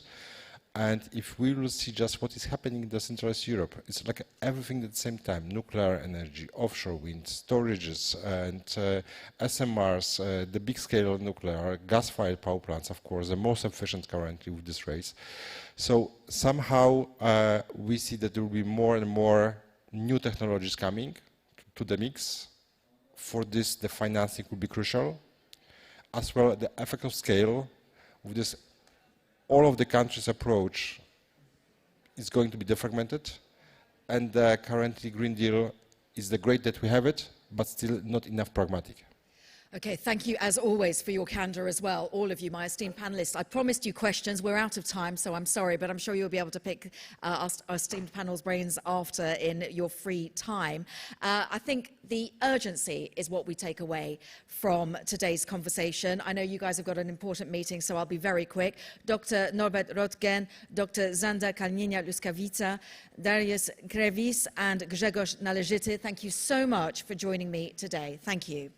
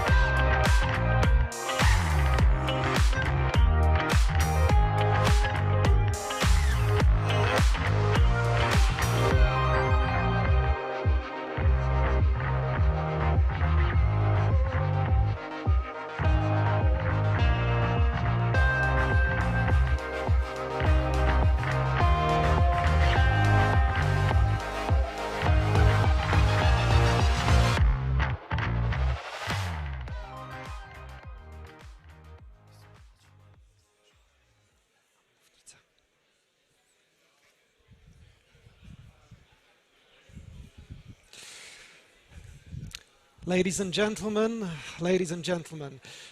thank you very much to all of our wonderful speakers and a fascinating session. I think Kasia summarized it in a very good way. Urgency to act, to ensure that our energy supplies are secure and that they are a fundamental support for our broader security. Ladies and gentlemen, we're moving forward to the next sessions of this morning. We'll have a presentation by a very important partner of ours, and it will be related to the subject of supercharging security with AI. Well, I'm sure all of you are extremely intrigued, and I would like to invite to join us Mr. Royal Hansen, who's the Vice President for Privacy, Safety and Security Engineering at Google. Please.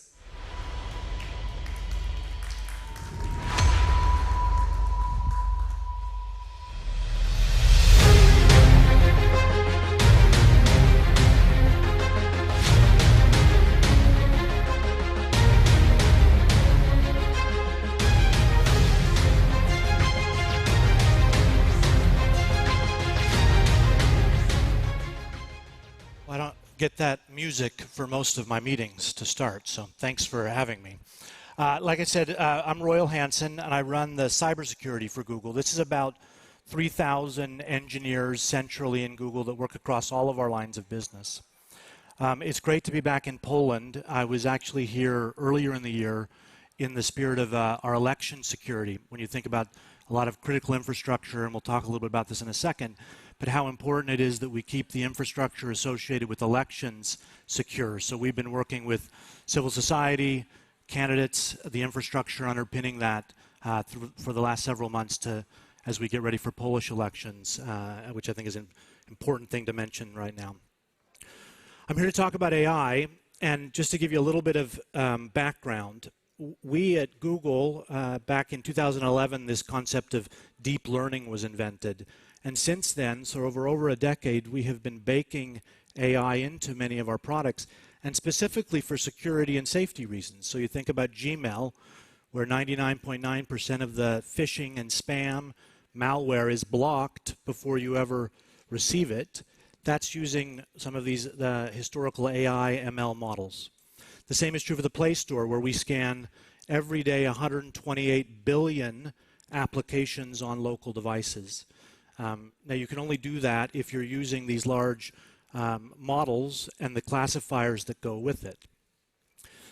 But if you think about the current landscape, and I know we've got the energy and sort of thinking broadly about critical infrastructure in this context, we still have a talent shortage as you think about across all cybersecurity domains, and particularly in industries like energy. This year, we have already tracked more 0 days, so these are exploits that were discovered and never seen before, used in the wild. So not just theoretically, we saw people being attacked by these 0 days. We've seen more this year already than all of last year. So talent shortage, you still have adversaries developing weapons, so to speak, and using them in the wild. Now, the good news is, I think for the first time in my career, large language models and these generative AI capabilities, it's the first technology when I'm asked, does this favor offense or defense? I think this is the first time that defense is coming out ahead in my career timeline. Let me explain that for a second. Large language models, by and large, are an incredibly democratic technology, in that they take advantage of what I know, they take advantage of what my 13-year-old knows, my mother knows, my colleagues. Everyone's life, as they learn to use this automation, will benefit from it, in that they will get the benefit of experts in the transportation, in the cybersecurity area, in logistics. And so as they learn to use these tools, and we go from just information sharing through these large language models into automation, you will see individuals and the productivity associated with each individual go up dramatically. So in the context of cybersecurity, let me talk about how that works. So the reason I say defense over offense is there are many, many, many more defenders. We've got 3,000 people at Google, but there are people in every company around the globe. Now, maybe not enough, but again, each one of them, with the benefit of these technologies, is going to get incrementally better. There will be a multiplier on them. yes, they're attackers, and we certainly see attackers starting to use this for phishing attacks, to write better language, write their emails in the language of choice with more facility. We're going to see them use it in the case of code, to write code that is more dynamic. But there are a smaller number of attackers, just mathematically, when you think about people defending, which has always been our disadvantage. So we've had much more to defend than the attacker has to get to. But now the multiplier on every one of those defenders goes up faster than it does for the attackers. So while it doesn't mean necessarily there's going to be an inversion, it does mean the gap will close. And so I'm incredibly excited, and in fact, our best proof point for that has been we've used this internally for several years, and for many, we have a red team, just like many people, who simulate different types of attackers, and our blue team attempts to catch those attackers. Both teams are using large language models and AI, but the percentage of times that our blue team, our defenders, catch the red team has actually gone up in the last several years as the scale of defense is enhanced by these large language models. So I'm incredibly excited for the opportunity. Now, the flip side is that there's two dimensions to AI and security or safety. One is using it, and I think we don't often talk enough about how beneficial AI can be to keeping people secure and safe. But the other side is keeping the deployments of AI secure and safe. So just on that front, if we just talked about using, we have released a framework called the Secure AI Framework, which is the beginning of a discussion across industries, countries, companies, individuals. The spirit of it, I would say, is to make sure as we rush to use these AI models in different contexts, we don't throw out all of the good work of the last couple decades in improving cybersecurity, whether that's with infrastructure and the cloud spaces, whether it's with software development and the way software is written, whether it's with the mobile interfaces. Think about in the context of a large language model, now English or Polish or German is code, right? You're entering the language in the way that it used to be software that interacted. Now the language interacts with the model itself. So we've got new work to do, but we want to extend all the work we've done as a cybersecurity industry over the last couple decades into AI to keep it secure. That's what this SAFE framework is about. We've been around the globe talking, both people have seen our commitments as Google and some of the industry to the White House in the US, discussions here in Europe. I've been in Athens, in Paris, here in Warsaw, obviously today. Incredibly important moment. And so if I finish with one thing, AI, in that same way I just described as a democratizing technology, is going to require all of us, energy sector, public sector, private sector, individuals, to come together and, as we learn to use this safely and securely, to do it responsibly. It's not going to be any one company that solves that problem. We'll need to do this together by the nature of the technology itself. It is democratizing and enabling in ways that I think are incredibly powerful. Thank you for having me, and I hope that at least gives you a step into the discussion of AI and security going forward. Thank you.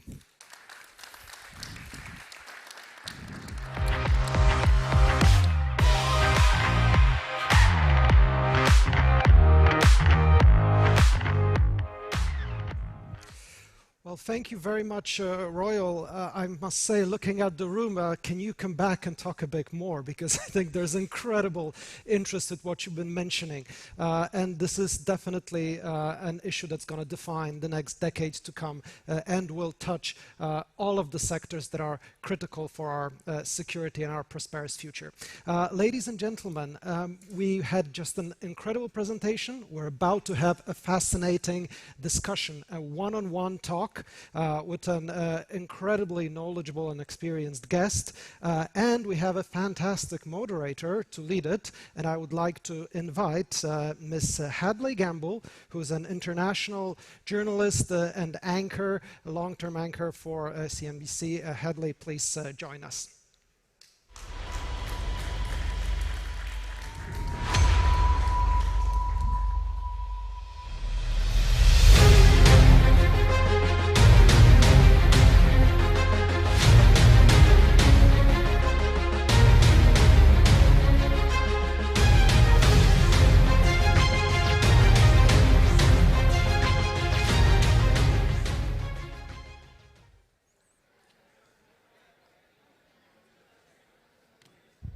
Good morning, everybody. Once again, my name is Hadley Gamble, and I just want to clarify, until most recently with CNBC, currently unaffiliated in my non-compete phase, but just want to clarify that for you. I'm very thrilled to be speaking to this gentleman. He's America's former National Security Advisor, Asian Rank Master. It's great to have you here. It's certainly a voice that we need at this point and on this particular subject, which of course is energy security and national security. And I think this is as a topic I've covered, including energy markets, for over a decade now, is one which perhaps was ignored for several years leading up to this crisis with Russia. But as we all know, energy markets bind the world together. And what happens in Ukraine doesn't stay in Ukraine, and what happens in Saudi Arabia doesn't stay in Saudi Arabia. And the United States as a swing producer, for example, raises a lot of questions about the potential for America's foreign policy and energy policy to work in tandem going forward. So when you think about what happened over the last couple of years, we've had time now to weigh the consequences of that failure to equate national security and energy security. In your mind, where are we today? Well, Hadley, we're still behind. We're starting to get into a better place, but I should be asking you these questions too, because you know a lot about this, so please chime in on your own questions. But you know, I think that there are some things in life that are black swans, right? Unanticipated events that have unforeseen consequences. And there are some things in life that are pink flamingos. I mean, they're right there. Everybody knows this is a problem. And of course, we've been working on energy insecurity as a problem for many years. The United States and Europe cooperating together. The 3 Cs conference was really about that, about making adjustments to infrastructure that had made Europe dependent on a hostile authoritarian regime in Moscow. And so I think we just haven't been able to do it fast enough, and we've been impeded. We've been impeded by, I think, an ideological approach to energy security that creates this fantasy that you can leap from where we are today right to renewables, when in fact what you need is a broad strategy that reduces carbon emissions but is based on national security and energy security, as the preliminary report of this conference calls for in Initiative 5. One of the things that I've covered over the last decade or so is OPEC and global oil markets. And when we think about Putin's ability to fund his war machine, sadly, the sanctions that were put in place by the G7 have failed, at least so far, to make a dent when it comes to his bottom line. The most recent reporting in the Financial Times even suggests that he's making more than $15 billion this year alone on oil exports, more than was previously anticipated, and certainly does give the lie to the idea that globally people are not buying Russian oil. Now, in your mind, does that mean we need to have more sanctions or better partners? Because we know who's buying this oil. No, it's really quite obvious, the transshipment that's going on, and I think you need both. I think we have to continue to explain to our partners internationally why it's important to constrain the money flow into Putin's ATM, because he's using that ATM to continue his onslaught against the Ukrainian people. And I think that at this moment, when we're all talking about, do we have the will? Do we have the will to continue to support Ukraine? We also have to have the will to continue to constrain Russia. And I think the way to do that is, in this amazing conference and other venues, continue to highlight 2 things. Highlight the atrocities that Putin is continuing to visit on the Ukrainian people. Putin knows now he can't have Ukraine. But what he's decided is, hey, if I can't have Ukraine, Ukraine can't have Ukraine either. And the second thing we have to highlight, I think, is Ukrainian valor, and say that Ukraine is worthy of all of our support. We have to do more on both sides, to support the Ukrainians, obviously, but also to constrain Russia's war-making machine. Is there something in your mind that the West, the United States, and other Western countries can do to convince OPEC to do more? Well, how about just stop shooting ourselves in the foot with partners in the Middle East, which we've done for a long time. And I think what's happened is we have created really an incentive for our partners in the Gulf, our friends in the Gulf, to hedge. And we've done that, I think, especially in the current administration, by, I think, supplicating to the Iranians initially to try to revive the already dead nuclear deal. but then making all these concessions, right? Lifting the designation as a terrorist organization from the Houthis, for example, as they are firing rockets and missiles into the Emirates and into Saudi Arabia. So I think that the Saudis and the Emiratis, others said, hey, who's got our back? Well, we're not sure, that the United States has our back. And so this has allowed Russia, for example, to play the role of both arsonist and fireman in the Syrian civil war and in the region broadly. So I understand, why there's this hedging, but I think it's time for them to realize that their future does lie with the U.S., Europe, and the West, and this hedging behavior with Russia, and especially how China's taking advantage of it, is going to be transitory, I believe. Given your former position within the Trump White House, you are perhaps uniquely positioned to answer this question, and that, of course, would be 2024, another Trump presidency. This is a man who championed energy independence, who went to NATO and said, you guys really got to rethink your strategy. Would the West be better off with a Trump presidency once again? Well, what I'm hoping for, and I'm going to dodge your question this way, is that on these issues, there has to be bipartisan consensus, right? I mean, who doesn't want energy security at the same time as you reduce carbon emissions? Why not do that? I think what we've been up against is this ideological impulse to leap immediately to renewables. And then you know what that is? That's a leap off a cliff in terms of energy security. Some countries were struggling to just keep the lights on, and it was a leap into Vladimir Putin's arms. So I think it's really important for us, as the preliminary report for this conference says, is to pursue rational approaches to energy security, recognizing it's critical to national security, and then also to take a rational approach to reducing carbon emissions. What's happened is, because of the constraints on infrastructure development associated with natural gas, for example, it has forced countries to fall back on coal, right? So we're actually getting the opposite effect of what we want. The other critical aspect of this energy transition is, as well, we don't want to trade our reliance on Putin on hydrocarbons for a new form of energy dependence on China for everything in terms of solar panels and all the equipment and hardware essential to the energy transition. So what we need is a holistic approach that integrates our efforts internationally and then focuses on supply chain resilience, the reliability of energy supplies, and I think, as you're alluding to too, Hadley, you have to have a resilient energy supply system without these single points of failure, which which Europe had with Russia, especially Germany, and we saw the devastating effect of that in terms of Putin believing he could affect our will to support Ukraine, but also we're setting ourselves up for the same kind of dependence on the Chinese Communist Party.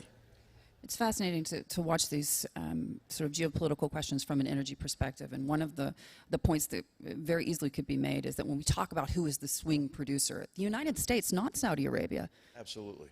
Absolutely. And if you just look at really the largest ever reduction in man-made carbon emissions came due to the availability of cheap natural gas in the United States, right? And so we should be able to share that with the world. What's a disturbing statistic, I think, is that we're issuing less and less offshore drilling permits. We've been constraining the development of infrastructure, and I think this is where we need help from international partners to just say, hey, United States, help us out here. Be part of the solution. And we need some permitting reform and deregulation that allows us to be more agile. This applies to, obviously, LNG. I think we have to also think about fission, in the interim, as big, important bridging sources. But it's also very important for the transition to renewables. And this is where the supply chain associated with the vital minerals for renewable sources of energy is a huge cause for concern. The estimates are, like, the United States, to open a mine takes 20 years. And of course, we're concerned about the environment, but now we have more advanced separation and refinement capabilities. And by exporting all of that, or pushing all of that to China, just think about the environmental damage that we're doing to the planet, right? Because that environmental damage doesn't respect boundaries by allowing China to do all this without really any environmental regulations. So perhaps then we could say a Republican or potentially Trump administration might be good for energy security, but would that be bad for Ukraine? I think it could be good for a lot of things, you know. But I think that, you know, there have been some policy issues that that have been unwise. Policy approaches have been unwise in the Biden administration, but it could be bad for other things too. So I'm not endorsing, you know, any political candidate, but I do think what we need is we need a bipartisan consensus for rationality. How about that? How about just look at these interconnected issues of national security and energy security from a rational perspective, because we're getting the opposite effect of what we want, right? We're seeing more dependence on hostile authoritarian regimes, and we're carbon emissions. They're going way up because we haven't come up with a holistic solution. And I would just point out, the solution has to be free market based. There has to be an incentive with the energy solution, because otherwise it won't be adopted in developing economies, or in India, you know, or in China. And if that's the case, it doesn't matter what we do. So it's important for us to go after solutions that will drive the cost of energy down and just be more attractive. Is the United States and Western governments doing enough as a whole to support the energy transition in Ukraine? And I'm talking about the difference between the private sector versus the public sector. There has been a lot of investment externally so far and a lot of commitments, but we're still not necessarily seeing those taking place on the ground. Well, you know, of course, it's difficult because so much of the infrastructure has been under continuous assault. And I think this is an area where the European Union has done a particularly good job in providing support to Ukraine to rebuild their energy infrastructure as the war is going on. But of course, Ukraine is one of the countries that was affected by the legacy of Soviet occupation and the degree to which infrastructure was developed under Soviet occupation to be dependent on Russia. So what we're seeing is that slow shift of infrastructure such that dependency is being broken. Countries like obviously the Baltic states, like Poland, I mean, really took important steps years ago. I remember when I was here in Warsaw in 2017 with President Trump, we attended the 3Cs conference, and the remarks that President Trump gave at that time were all about shifting the global energy infrastructure in such a way that we would reduce our dependence on authoritarian regimes. And of course, you know, President Trump was not the most tactful person, you know, sometimes with our allies and partners, but he was, he was right on some things. He was right in terms of really the tough language he had about Germany, you know, increasing its dependence on Russian gas with Nord Stream 2, and the degree to which it struck him as being illogical that the United States was rotating forces over to Germany, and really at the cost of about 1/3 of Germany's defense budget, just our rotational troops. They're rotating to actually Germany, Poland, and the Baltic states at a time when Germany was not investing in its own defense and was deepening its dependency on Russian gas. So he was, you know, his response was, this doesn't make any sense. You spoke of some of the things that came out of the administration that were rational with regards to energy security and national security. Are you worried, though, as so many people are, particularly in this part of the world, that a Trump presidency could mean the end of a war in Ukraine that does not necessarily benefit the Ukrainians? Will he give it away to Russia, is the question. Well, you know, he's made this statement, he makes a lot of statements, you know, that turn out to be just, not true. But in this case, you know, this end the war in 24 hours. I mean, you know, I think it's important that not only President Trump, but all these others who have kind of emerged in a sort of a neo-isolationist movement, you know, understand what's at stake. What's at stake certainly for the Ukrainian people, but what's at stake for European security. I think there's still this tendency, right, with Putin to think, oh, well, you know, if we could just allay his security concerns. I mean, he reinvaded Ukraine last year, not because of his security concerns, but because he's driven to restore Russia to national greatness. He's driven to restore the Russian Empire. And his plan to do that, you know, I call it like the 4 Ds, right? Disrupt us, disrupt our democracy, support political extreme movements, you know, and attack us with the other D, disinformation, right? Cyber-enabled information warfare, reduce our confidence in who we are in the transatlantic alliance, within the NATO alliance, and who we are within our countries, and our confidence in our democratic principles, institutions, and processes, and then employ denial, right? Denial for even the most obvious acts of aggression, right? That's what the Wagner Group is, right? It's a means for implausible deniability. And then finally, the fourth D is dependence. Create dependencies on Russia to give him more sway than he deserves. And I think what we have to do is recognize that he wouldn't stop any of this, right? Putin knows he doesn't have the resources to take Europe on, to take America on. And so his plan for success is to drag all of us down so he can be the figurative last man standing. So let's not help him do that, right? With whether it's President Trump's statements that interject doubt about supporting Ukraine or others in American politics. I'd like to continue, but unfortunately I only have 20 seconds. So one quick question before I let you go.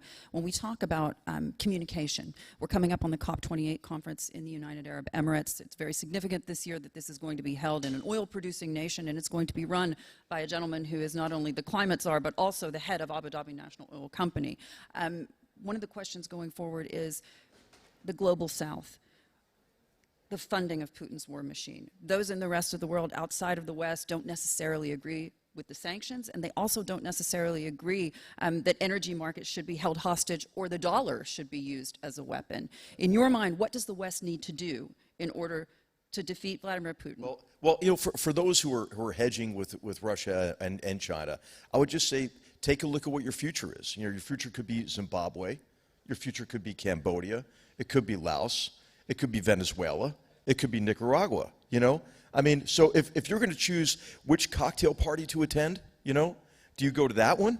Or do you go to the one that has Europe, America, Japan, and others? And I think that when you look at the One Belt, One Road, the predatory loans, all of that, this kind of new form of colonialism that China is visiting on these countries, I think these countries will make the right choice. I think we have to just be patient and remain engaged with them and give them alternatives.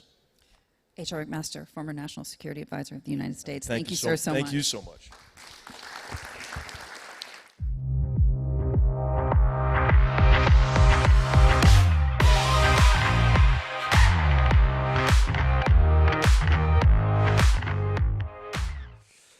Well, thank you very much, Hadley. Thank you very much, General McMaster, for those remarks. I think the plea for more rationalism in politics is one that hopefully will resonate these halls and will be heard loudly and clearly.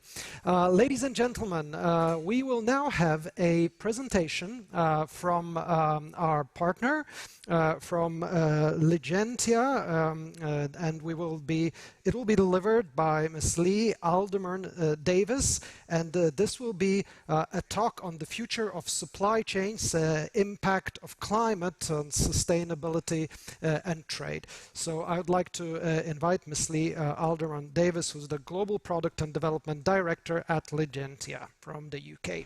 Please.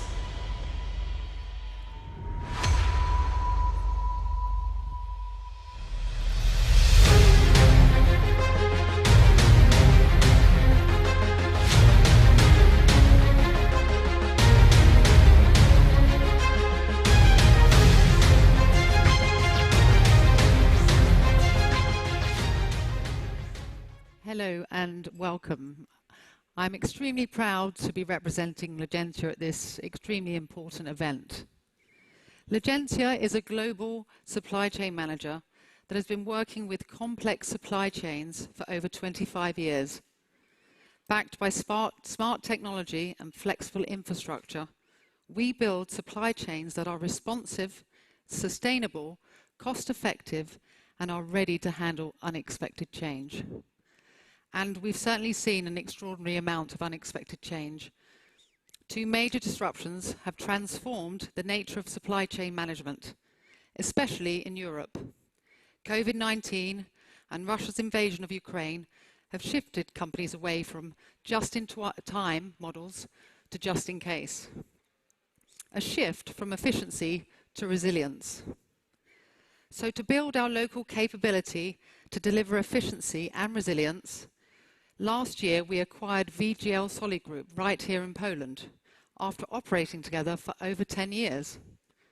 We are incredibly proud to make this substantial investment here at a time when Poland is playing such a crucial role in protecting the freedom and security of Europe. We are now increasingly seeing a new trend emerging in supply chain management, and that is sustainability. Addressing sustainability, including climate change, has significant implications for our industry. There is an increasing operational need to integrate sustainability as government and consumer expectations rise. The world has agreed to a net zero pathway by 2050, requiring all transport to decarbonize. You would understand more deeply than most the importance of ensuring the continuation of mission-critical capabilities while managing potential shocks and embracing sustainability. Efficiency has long been a foundation of our industry. Our top priority has always been achieving maximum productivity while minimizing wasted effort or expense. This is not just better for costs, it's better for the planet too. By maximizing the efficiency of the movement of goods, we minimize the emissions. Minimizing emissions through efficiency is simple in principle, but realizing these gains requires highly advanced capabilities. In our operation, we embrace automation and digitization so that we can optimize routes, maximize container utilization, and provide supply chain visibility. Supply chains need to be strong, flexible, and able to recover quickly from shock. There is no question that the last 3 years has highlighted the critical importance of resilience in supply chains. Customers are now more accepting of reasonable compromises to efficiency in favor of supply chain resilience.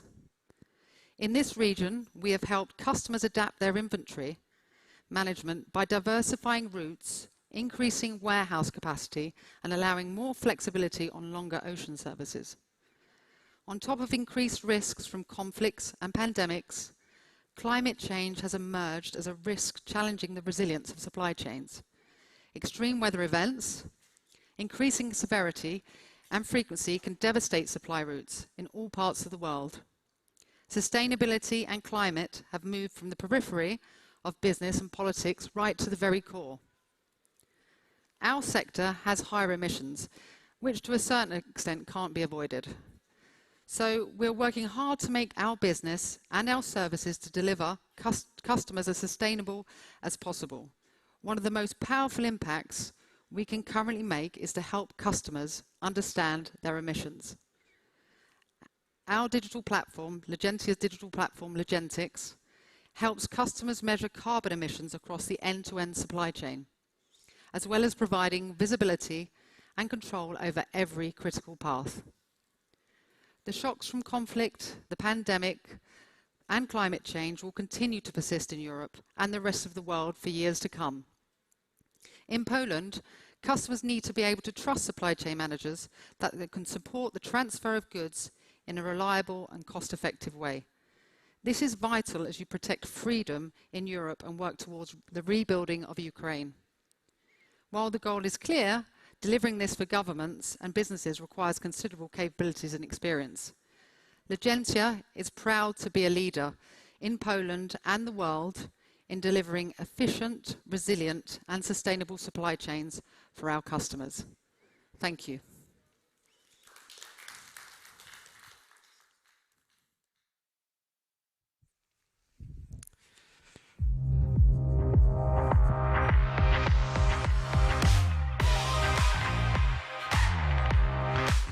Well, thank you very much, Lee, for this presentation, and thank you to Legentia for being a valued partner of the Warsaw Security Forum. I would like to now introduce the next session, which will touch on well, an extremely important subject raised in several sessions this morning, meaning the future of nuclear power.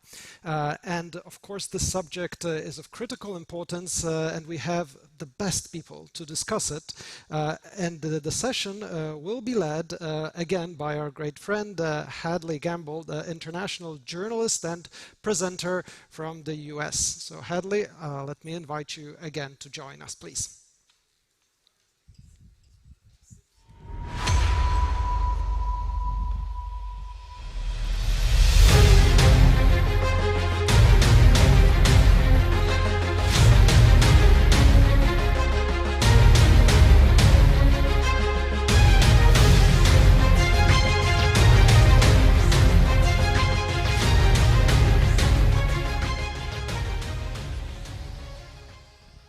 Good morning once again, everybody.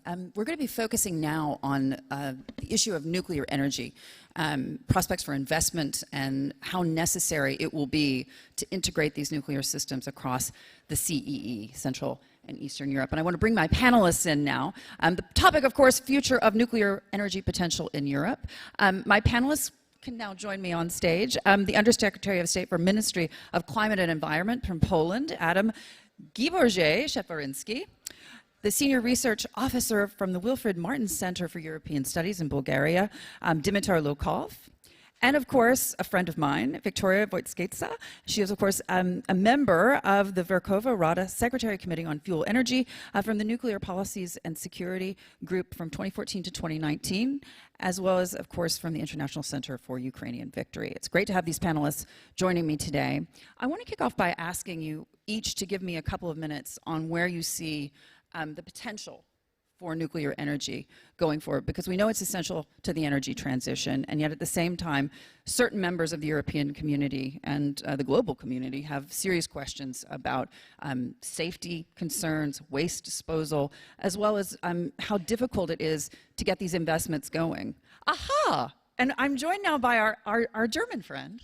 Welcome, sir. I thought you had run away from us. He's a member of the parliament in Germany, Markus Reichel, and he joins us now as well.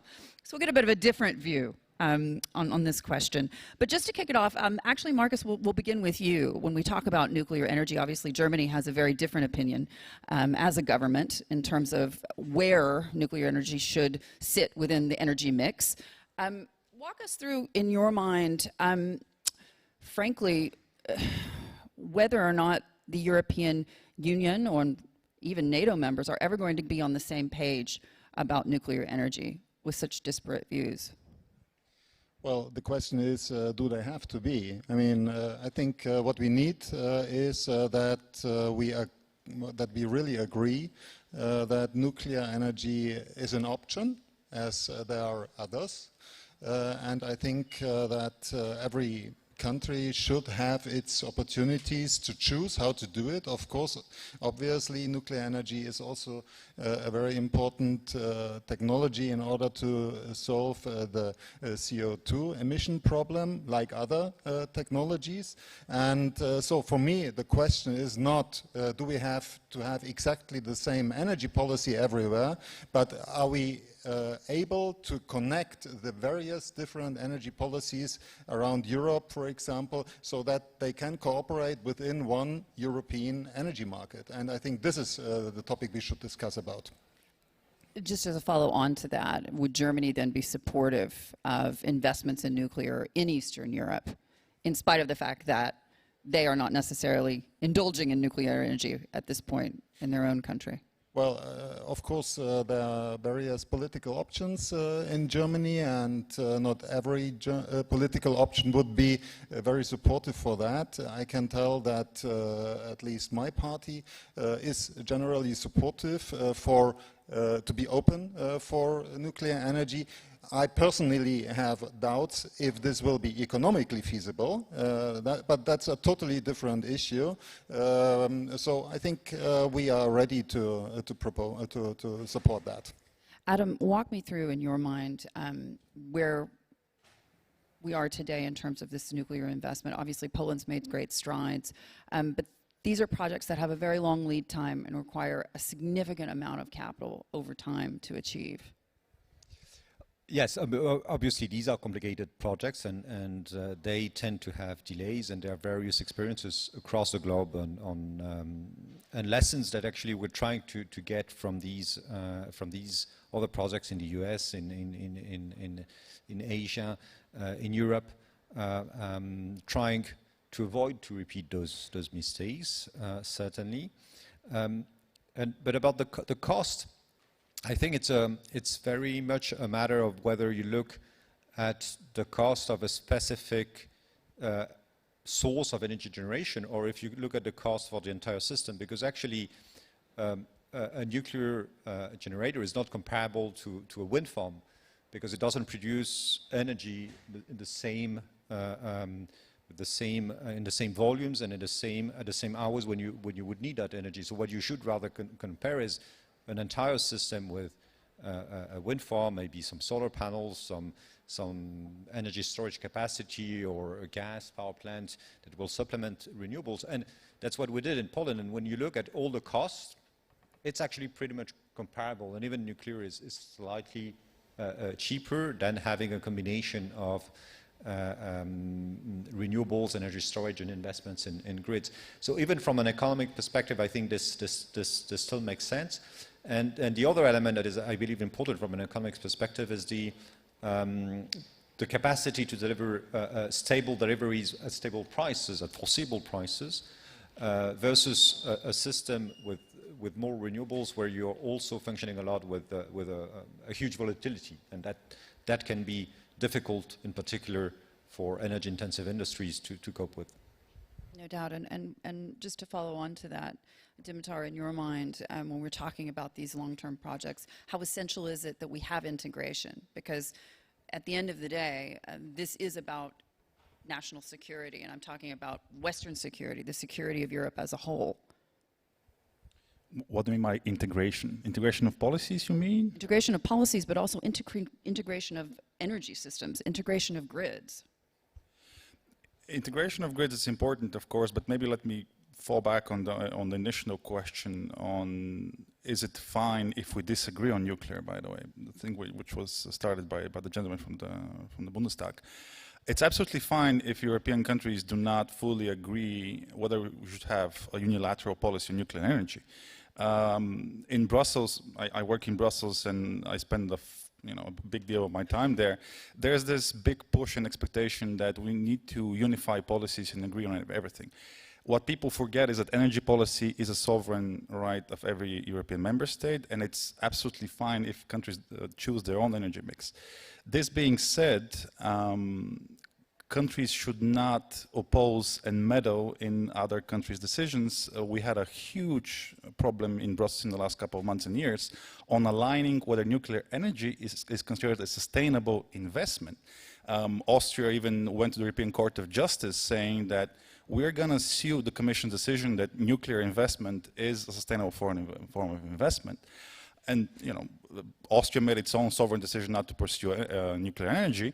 But I'll be really happy that instead of Austria lecturing other European countries on their energy mix, maybe Austria can, put some effort in stopping the amount of conventional pipeline gas received from Russia, or being the enabler of Russian capital in Europe. So let's agree to disagree on our energy mixes, but also let's make sure that the countries who pursue nuclear energy are free to do it, free to invest in it, free to continue building, maintaining their reactors, and making sure that Europe is competitive in the future and invests in breakthroughs in nuclear energy. We can talk about small modular reactors later on, but we need to make sure that this type of energy is a viable option, and Europe should pursue any options available in the future. Victoria, I spent a lot of time in Ukraine prior to the invasion, talking to those in the private sector and in the public sector in the energy spheres. There is a big push, obviously, for renewables, at least amongst the private sector individuals that I've spoken to from Ukraine. But at the same point, there needs to be investment, further investment in nuclear as well. Are you seeing that investment coming from Western nations at this point, at the levels that are required? Thank you very much for the question. I don't see much of the interest in terms of really putting money on the table. There are memorandums being signed, discussions taking place, but I think the most important part that is missing in this particular discussion is the security of our existing nuclear power plants, and not just Zaporizhzhia that everyone is aware of. By the way, absolutely unprecedented attack, and it's the nuclear terrorism that we're dealing with when we look at what Russia is doing right now with this nuclear power plant.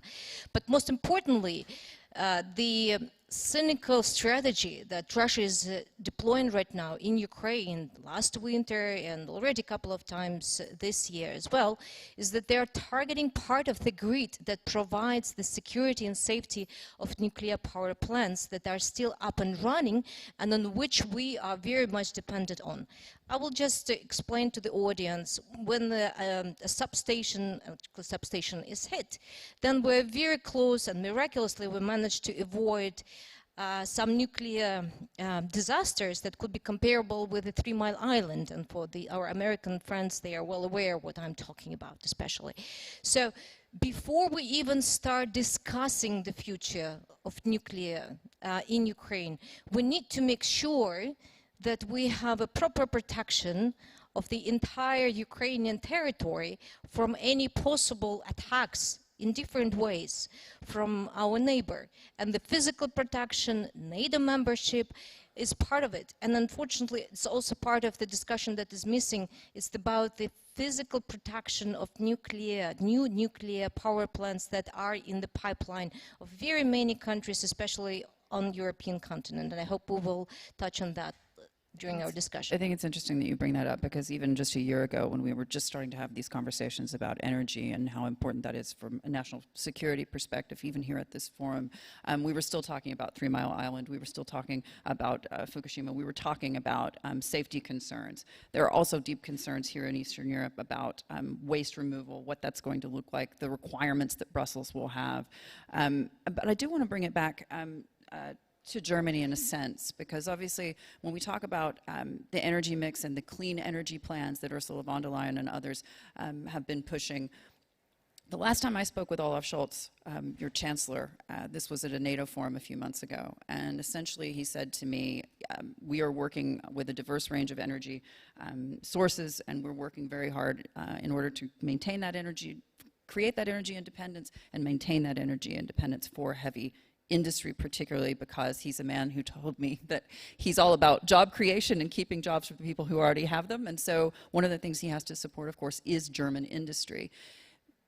In your mind, is there any possibility that we could see Germany again using nuclear energy, just simply because of the ability of nuclear energy to sustain industry in a way that renewables, frankly, cannot? Well, obviously, currently we are in a totally different situation than, let's say, 5 years ago when the German government planned the so-called Energiewende, so the transition to a green economy. And after the war, when the prices skyrocketed and this led to, in fact, industry already moving to other countries. We see that, and this is a big danger for our economy, and we have to react, that's for sure. And I must say that from my point of view, it was a big mistake to withdraw the last nuclear energy plants from operation some months ago. We see that import rose due to that fact, and from my point of view, from the point of view of my party, we would get back at least to those existing 6 power plants that could still function and let them work. This does not mean that we will build new ones, but this is for sure that this would be a good move right now in order to get prices down. But you're in the minority at this point. Currently we are in the minority in Parliament, but I must say that this step would have a majority around the voters already. So essentially nuclear power coming back online in Germany is not dead in the water. There's still a possibility in your mind that that could happen. For the existing power plants, absolutely. It's very interesting. Dimitar, you wanted to weigh in? Yeah, very quickly, because this debate and the German position has been taking lots of time and lots of attention, but I think 2 quick points on this one. First of all, it's good to remind the audience and the general public that Germany has state-of-the-art nuclear power plants when it comes to safety, when it comes to efficiency. So all of this potential energy going down the waste just breaks my heart. Even though I respect the decision. Mine too. Yeah, I fully respect the decision, because you have to understand that in the general public, for decades, there's this link between the debate on nuclear power plants and the proliferation of nuclear energy. So you have history there. But I think the biggest problem with this policy decision was that because Germany decided not to use nuclear power in 2011, this pushed them to double down on the second installment of the Nord Stream 2 pipeline. And this policy shift, unfortunately, was to the detriment of Central and Eastern Europe. In your mind, I would go down, I think, to Adam, just to sort of weigh in here. Obviously, Poland has made a massive investment in nuclear, and this is, as we say, a long-term project. And in part, frankly, to wean the country off its dependence on coal, and hopefully to get to those climate targets that the world says we are so far not even close to reaching. We're coming up on this COP28 conference. In your mind, is it possible to achieve the climate goals without nuclear energy, without investment in sustainable nuclear energy? I think on a global scale, no. But if you look on the individual at the individual situation of each country, there might be cases where, because I don't know, you have a huge hydro potential, some wind potential, then maybe you don't need nuclear, especially if you don't have a significant share of heavy industry. I think that's an assessment that every country has to do in its own. I think on a global scale, we will need nuclear because there will be many countries like Poland where we did the assessment and we came to the conclusion that this was just the best way to plan the transition to a zero-emission energy system. But there might be countries in a different situation. I think there is another reason why we also will need some nuclear, at least not even at a global, but at a European scale, is for we often forget that for an electricity grid to work, it doesn't need only to deliver electrons at some point. It needs to maintain frequency. It needs to maintain a number of parameters in the grid, which is just much easier and much cheaper to do with large sources of energy, like a nuclear power plant or like a coal power plant today or a gas power plant. But if you want to move to a zero-emission system, nuclear then is going to be the best way to stabilize that grid. And then from the perspective of the entire European grid, it is actually important, maybe if not all member states, but that in some member states we do have stable sources of zero-emission electricity. I want to ask specifically about small modular reactors, the SMR question, and how much more feasible that could potentially be. Dimitar, you mentioned this a little earlier. More feasible, more cost-effective, and perhaps safer. Yeah, maybe a minute on this. There's been lots of talk on SMRs, small modular reactors, for more than a decade now. It's a media discussion point. It's a policy discussion point. There are currently no fully operational SMRs as of today. The first one, which is a pilot, is actually in Russia, by the way. It's modeled after a nuclear icebreaker. So we're still in the prototype and research phase. The best thing about SMRs are that, yeah, the name kind of hints they're small. Well, not that small. Most of them are bigger than this room for sure, but they are more compact. They require less fuel, which is extremely important. You can manufacture the different components from different parts, and if you can get the supply chain right, you can make sure that you can ship them to areas which have problems when it comes to energy. So this gives you a certain amount of flexibility. And SMRs would be extremely, extremely important for the long-term decarbonization when it comes to provision of electrification and district heating. So these are the biggest advantages. The problems we're seeing with SMRs is that it's not a fully scalable technology yet. The investment case is still not there. There's still lots of research ongoing about the related risks and opportunities. But we are seeing right now that there's lots of countries in Europe interested in this, Finland, France, but the operational prototype is in Russia, and I think the second one, which will be operational in a couple of years, is going to be in China. So we can talk about this later on, but this also is a case that Europe kind of needs to buckle up on this, and we make sure to streamline investment on this and make sure that Europe leads the way on SMRs, because this will be for sure part of the energy transition in the long term. As much as perhaps rare earths as well. Walk me through this as well. On your point from Brussels, the perspective of European integration when it comes to energy systems. Obviously, the invasion of Ukraine, much like the 1973 oil embargo, really upended global energy markets. In your mind, is Brussels leading in that integration in terms of energy systems? Are they doing enough?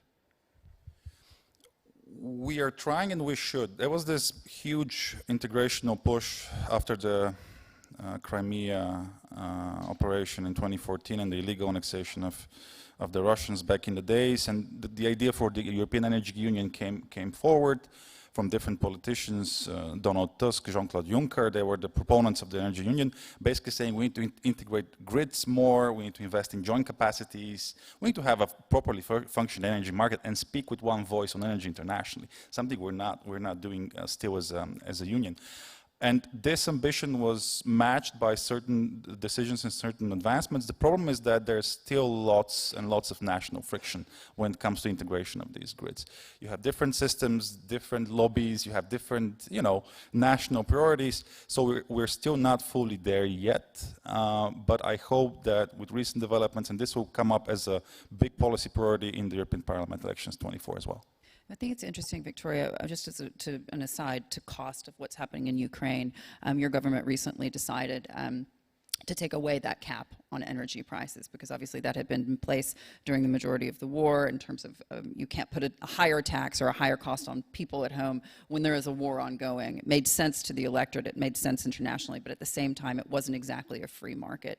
In your mind, between the private versus the public sector in terms of energy production in Ukraine, is the Zelensky government getting it right? Because at the end of the day, you've got to keep the lights on. As you say, there are serious safety concerns as well, but at the same point, you have to have some kind of free market in order to encourage the investment that they're going to need once this war is over. Absolutely, and I was one of the MPs who voted actually for the electricity market, for the gas market reforms back during the 8th convocation. And the market-based energy sector is the solution for the corruption issues that we see for ourselves in the industry, we hear from our partners that those have to be tackled. At the same time, we also need to understand, appreciate the fact that indeed, unfortunately, from the economical point of view, the consumers in Ukraine right now are much more vulnerable. So fair system of supporting vulnerable consumers, this is what we need to put in place. And I think we have a good example from Moldova, by the way, where they've communicated clearly to European partners that yes, we're ready and going to move forward with the market-based pricing, but we also want you to help us to close the gap that will be there, and it will be substantially higher during the wartime of those who need the support from the state and those who are able to pay the market price. And it seems like this check that we will need to have on the table to be able to close that gap will be quite substantial. Although I do agree that the rules of the game have to change in order to tackle the corruption that is still there and the market that is still not competitive. And we need to bring the competitors, players, and especially foreign investors to the market as soon as possible. And to do that, and to achieve that, we do need to have proper, transparent, market-based rules applicable even during the war, but with the support, financial support, first of all, from our European, American, and other partners. Now that support, as I understand it, and please correct me if I'm wrong, is directed toward state providers of energy, not the private sector. So the support that's been given to Ukraine thus far for the energy sector to keep the lights on has gone to the national providers, not the private producers. which unfortunately doesn't necessarily tackle corruption and also doesn't necessarily promote investment in a free market energy economy. If we look at the electricity market, especially energy generating capacities, we have two major players, private sector and the state sector.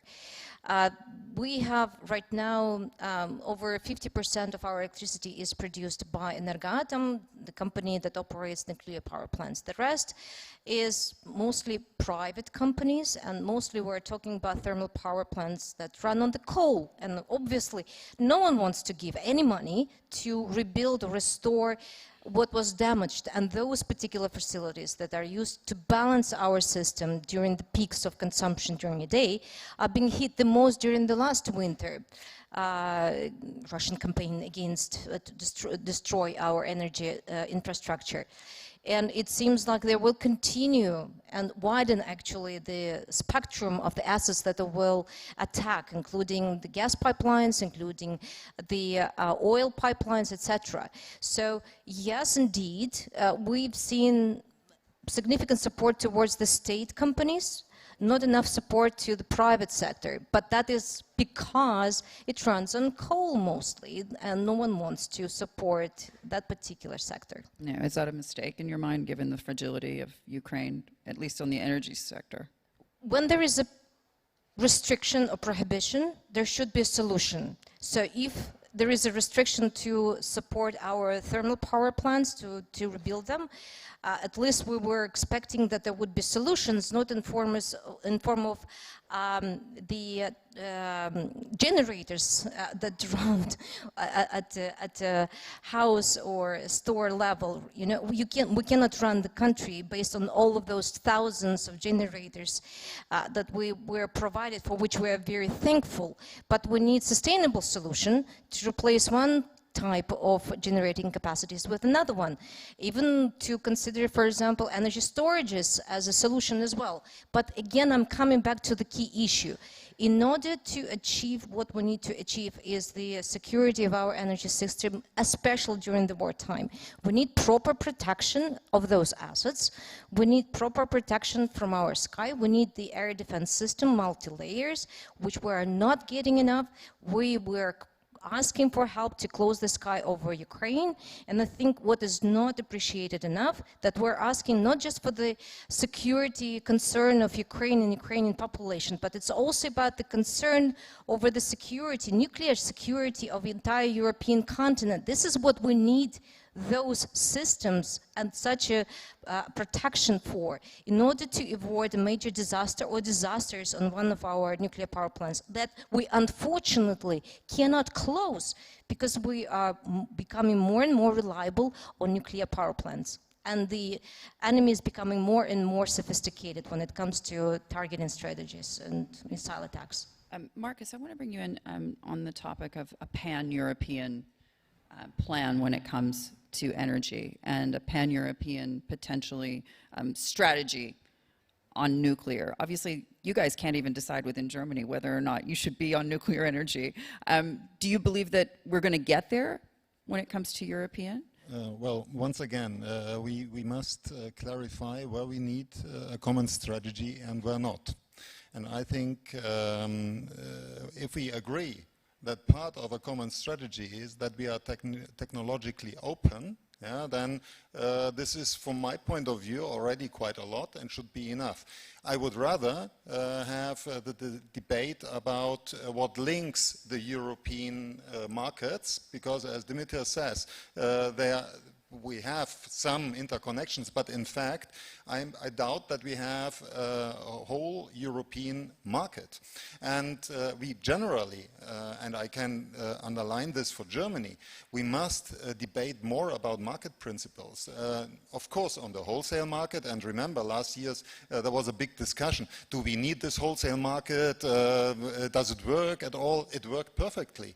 But on the other hand, we also must debate about about, for example, decentral energy markets. How can they be linked to the wholesale market? We must make clear that the CO2 trading scheme, that this is our market-oriented way how to get along with the CO2 problem. And of course, we must also, when we talk about market, discuss how to protect our internal market from interactions with other countries like China, US, where we have other subsidy schemes. And I mean, it is good that we have now the carbon border adjustment scheme, that it will at least be introduced, discussed, but I doubt that this is enough. We must discuss more about the market, and then I think the technology question will be solved by itself. No doubt. And Adam, just to bring you in on this as well, because as you said, this is a significant part of what investors need to hear. They need to understand policies for the long term, and it's got to be a 5-year, 10-year, 15, 20-year horizon when we're talking about nuclear. How difficult in your mind is it to increase investment in this space when you have such a disparity of, or disparate opinions, I should say, across the EU? Well, I agree. First of all, I said that earlier, that not every country needs to go for nuclear, but I think what we need is to have a proper framework, and it's not only about not excluding some technologies, but sometimes it's if you foresee a certain framework for renewables, but then you don't foresee that same framework for another technology, then you're in effect impeding or making investments in that area more difficult. I often say in Brussels, you know, when you think about making something easier for renewables, just think: are you ready to do the same for grids, for energy storage, for nuclear, for hydrogen? Because if not, maybe it's not such a good idea in the first place to give that incentive for that one technology. So that's I think a discussion we need to have, and indeed the framework we set at European level has a huge impact on the possibility to invest. For instance, we are discussing currently reform of the electricity market design, which is introducing some changes to the support schemes that can be used to support the development of all technologies. It is obviously of huge importance for investors to know what are the main characteristics of these schemes. I think some harmonization at European level is very much welcome, and that's a good thing. But we need this framework to stabilize soon in order for everyone to have clarity on the direction we are taking. And obviously, this framework needs to be in practice just as much supportive for each type of zero-emission technology that we will need to live in this zero-emission world that we are trying to build right now. Yeah. Dimitar, talking about investments externally, to Victoria's point, obviously, when we talk about what's happening in Ukraine, we're talking about a system that, in a way, President Putin had the back door, had the keys to from day one, simply because it was Russian technology and was built often by Russians. But in your mind, when we talk about the systems that should be put in place potentially in Europe, and in Eastern Europe as well, who are the preferred partners in your mind in terms of the technologies and part of the actual construction? Where are the opportunities going to come from? I'm not going to advertise specific companies here. Maybe good to elaborate on your point first about the Russian dependencies and the Soviet Union hangover, which we have in CE. The problem with nuclear energy in my region, specifically in my member state, I'm Bulgarian by origin, is that we have a specific type of nuclear power plants, VVR 400, if I'm not mistaken, which are operational only on Russian fuel. They're designed to function on Russian fuel. This is the case in Bulgaria, this is the case in Hungary. I think it was the case also in Czechia, but the Czechs invested lots of money and they pivoted to an American company, the Finns as well. So the biggest obstacle right now in my region is pivoting away from the Russian supply. This is easier said than done, unfortunately, because not only it entails huge investment, there's also a very big time lag. And every sovereign, country is also concerned about reliability of its energy system. So you cannot risk, a very quick cut unless you've made sure that your nuclear power plants are operational. So this is the biggest obstacle for my country and a couple of others. We have a big problem in Hungary, which continues to liaise with the Russians on this, and I think the future power plants in Hungary are also going to be by Russian design, Russian maintenance, which is a problem. When it comes to way forward, as I mentioned, the Czechs, they found a way to pivot away from Russian fuel. The Finns stopped a contract for a new power plant with the Ruskies. So I think if there's a will, there's a way. There's a very prominent American company who is supplying fuel and also involved in maintenance. So it's about money and a bit of time. Yeah, and as we move forward into this the countdown to COP28, and we talk about nuclear energy and the potential for nuclear energy, it makes up something like 10% of electricity globally at this point, and we're talking about nuclear. But to your minds, and I want to just kind of run down panel on this one, is nuclear technology and the proliferation of nuclear energy as a sustainable part of the energy mix essential to hitting our climate goals?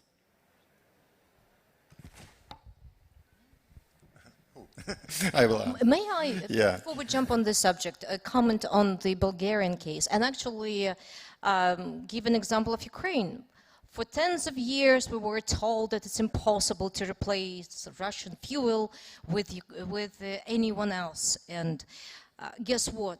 When we had a revolution of dignity and our parliament was elected, one of the first priorities, what we have defined, is to get rid of this awful dependence on the Russian nuclear fuel. And we did that. Moreover, this year, not just on the bigger reactors, those that are smaller ones, the ones that you have in Bulgaria, because we are at war. We cannot afford to import the fuel from Russia, and it was obvious that the solution was supposed to be found, and it was found, and we now have a new supplies of the fuel for those type of reactors as well. So as you're rightly saying, when there is a will, there is a way, and Ukraine is the best example. The same was the story about the nuclear waste that we were sending to Russia, and actually Russia was also using as a tool to manipulate, to control the agenda, political agenda in Ukraine. And by the way, this geopolitical currency that Russia's been using, and still, for example, supplying fuel to 13 countries for 73 reactors. Among them are those that are located in Europe. Again, our European partners, please wake up and understand that it is time to get rid of this particular dependence, and it's possible. We have a proven lesson, example that it can be done if you are putting this on the agenda. And I hope that people in Brussels, the bureaucrats and the politicians will make this one of the top priorities for this year. We've seen already announcement from the G7 that there will be getting rid of the dependence from the Russia on the uranium market, by the way. Just recently this announcement was made. And I really applaud this decision, but I think we need a bigger crowd of democratic countries to recognize that it's impossible to achieve a clean energy that is dependent on the hostile authoritarian regime, and regimes, by the way, not just one. So let's do it. Use us as an example. We can teach you how to do that. We can do it together. We're doing it during the war. You have peace in your countries. You definitely can do that. To the prospect of achieving clean energy solutions and what they have pledged already before COP28, is it possible, frankly, to admit, I guess, or to prescribe that nuclear energy be part of any plan going forward? And I guess my question would be, investment in nuclear, is it essential to meeting the targets that the globe have set for climate change? Marcus? I think that investment in CO2 neutral technology is crucial. And we can choose renewable, we can choose nuclear. As I interpret as an economist, the numbers, I would say that investment into new power production will probably economically not be viable. But of course, for the existing one, as you mentioned, it is hard to understand that we shut them down, especially in this situation and when we talk about climate protection. But of course, this is just one puzzle. Or part of the puzzle. We have to talk about the question, what is storage doing? We have to talk about the hydrogen economy. We have to talk about carbon storage. We have to talk about smart grids because they have a big influence, of course, on how to, let's say, reduce energy production or needs. We have to talk about the sector linkage between the heating sector and so on. These are the pieces of the puzzle that we have to talk about. And as already said, I'm open for nuclear energy. I think it won't come in regarding new capacities if they have to respect all the costs that have to be attributed to them. But if someone is ready to pay for it, please. If we have a common market that is based on common rules and on fair rules and a production capacity is able to compete on this market, I'm absolutely open to that. But it's only one single part of a whole solution, a set of solutions. Adam. So I think, yes, obviously there is a necessity to have nuclear energy, and if we want to achieve our climate goals. I think it's very clearly said, if you look at the reports both from the IEA and the IPCC, in all the scenarios you have nuclear energy as it's not a dominant technology, it's just one of the technologies that we will need. And as to the size of how much is it, I think with the experience we have when designing our energy policy, I think a good rule of thumb of how much basically you need of nuclear, in fact, of stable zero-emission energy sources in your mix, is how much do you have energy-intensive industry that can hardly adapt their production processes, that would be very harshly affected by very volatile prices, which you will have with more renewables, and to be able to deliver stable deliveries of electricity to these industries, then you need to have a stable source of zero-emission power, and in my opinion, that's nuclear. So that's how more or less you can size it. It's more or less how much you have, how much are the needs of the energy-intensive industry with such processes that can hardly react to fluctuations of production coming from renewables. So I've been flashed that there's a question in the audience. So if that microphone is with any of the audience members, feel free to jump in, but potentially no questions from the audience. And just to follow on to that, frankly, the argument that we have amongst those who follow energy markets is always one of the investment versus capacity. And frankly, as I said, the lead time on projects often makes it untenable, even for the biggest players, given they just don't know what the next political wave is going to be. In your mind, is it a safe bet, Dimitar, that the European Union as a whole is going to have to invest, or at least acquiesce to future investment in nuclear? As it was said already a couple of times, investment will happen specifically for maintenance in the countries who currently have nuclear power, and I think this makes sense. When it comes to future investment, yes, investors are wary, specifically when we talk about the large-scale power plants. Hinkley Point in Britain is an interesting example. Started 2016, 2017, it's been delayed, more than a decade in construction. The price almost doubled to £30 billion for the whole thing. So these type of mega projects are not going to be attractive anymore, maybe specifically in small CE member states. Countries like Finland, like France, I think they are giving investors the assurances they need on a national level, and they have the capacity and the fiscal space to do it. What Europe needs to do is the point I started with. Let's agree to disagree on this, and let's stop blocking each other when we want to make progress or investment in nuclear. We saw the huge infighting when it came to the sustainable taxonomy in Europe. There was a big lobbying internal, not scandal, yeah, of course, scandal, for the Net Zero Industry Act, where different lobbies in different member states tried to sabotage. France has pushed to make sure that nuclear is labeled as sustainable. And here I want to wrap up. There's this very interesting dynamic happening now online as well, in the media, this tribalism between nuclear and renewables. If you're in one of the camps, you're not supporting the other camps. And we can have both. The best meme, by the way, I saw recently came from The Simpsons. If you remember how The Simpsons started, Bart Simpson is always writing something on the blackboard. I'm not going to do this, I'm not going to do. And the meme says, you can support renewable and nuclear at the same time.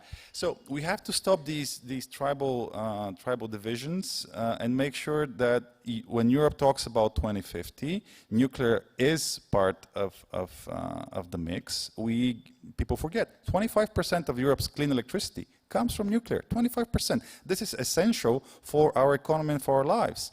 As mentioned, the international institutions, even now the International Energy Agency, it recalculated its future estimate for how important nuclear will be by 2050, and it even increased the share that nuclear is going to have by 2050. So all the signs are there, the international consensus is there, so it's about time to move on and start producing and start investing. I think that's an excellent conclusion to leave things on. Panelists, thank you so much. Thank you.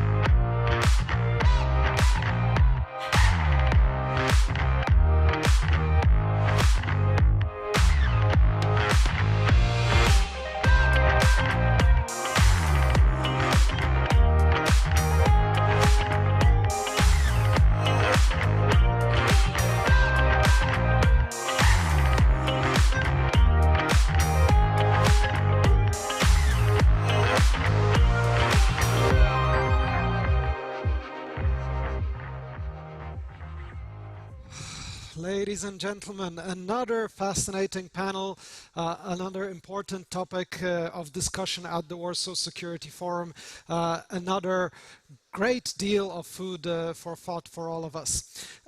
This morning session is slowly coming to its conclusion, but what a conclusion it is. Ladies and gentlemen, we will now have a presentation from a very, very special partner of the Warsaw Security Forum, probably the most important one, if I may say so, which is of course the North Atlantic Treaty Organization. And we have a session in partnership with the NATO Policy Planning Unit, and for that presentation I would like to invite Benedetta Berti, who is the head of the Policy Planning Unit at the Office of the NATO Secretary General. Benedetta, it's wonderful to have you again in Warsaw. Please join us for this fascinating discussion.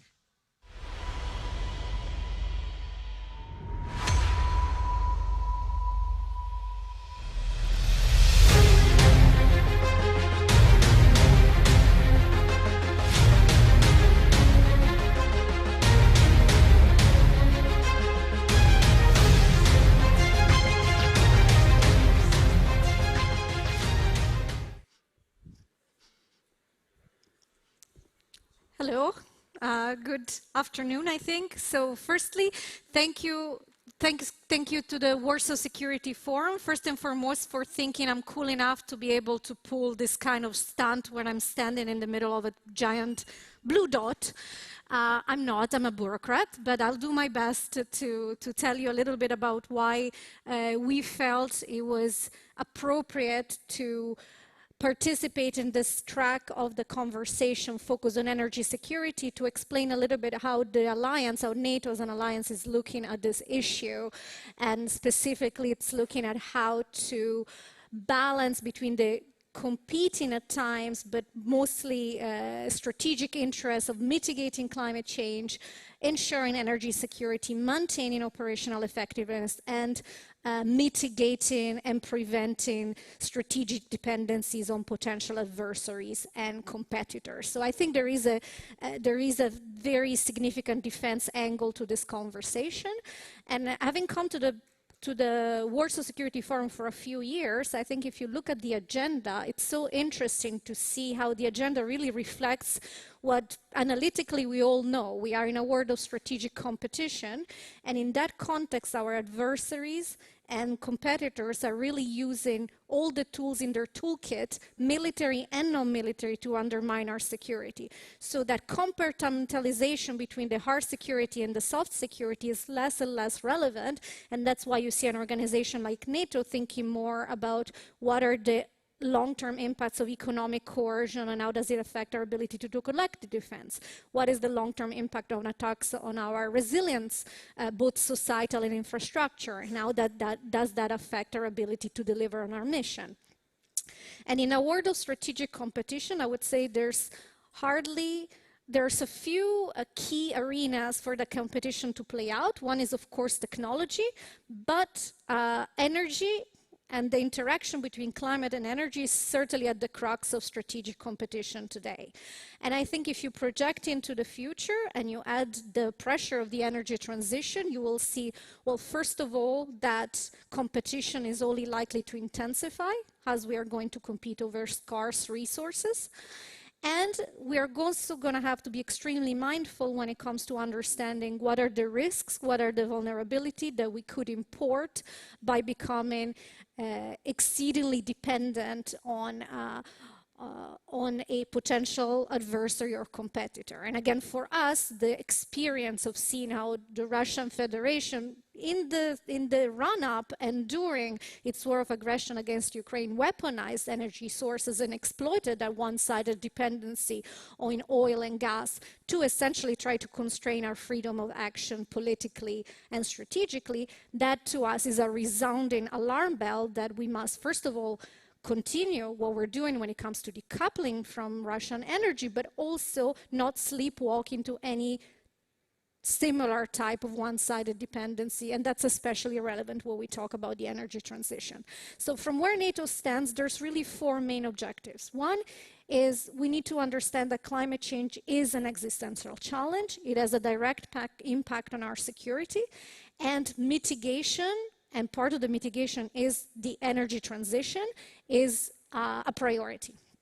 Even more importantly, NATO, from a NATO perspective, cannot find itself to be a fuel-based alliance in a world that has moved beyond fossil fuel dependency. So we need to be able to keep up with the times. So that's certainly a key strategic objective.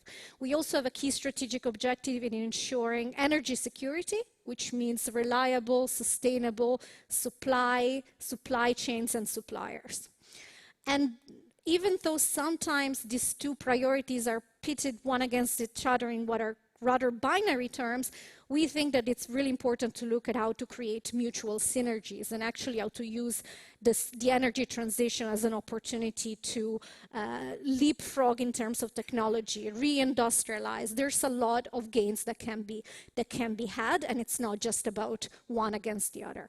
The third concern that I expressed already is how do we make sure that as we transition away from fossil fuel, we don't become exceedingly dependent on others. And of course, the most important example here is potential dependencies on the People's Republic of China, which has incredibly strong grip when it comes to solar panels, electrification technology, rare earth minerals, and a number of other crucial materials that we need for the clean energy transition. So how to continue in that path while recognizing that importing new dependencies today may result in security vulnerabilities in the future. And the fourth concern we have, and we're working around, is how do we do all of this as an alliance, which means we're all our different allies, 31, soon to be 32, are undergoing an energy transition.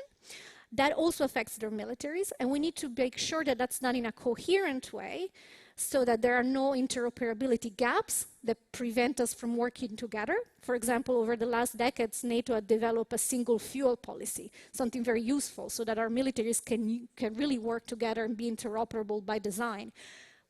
How do we do that in a world in which different allies will be using different energy mixes is one of the concerns that we are looking at.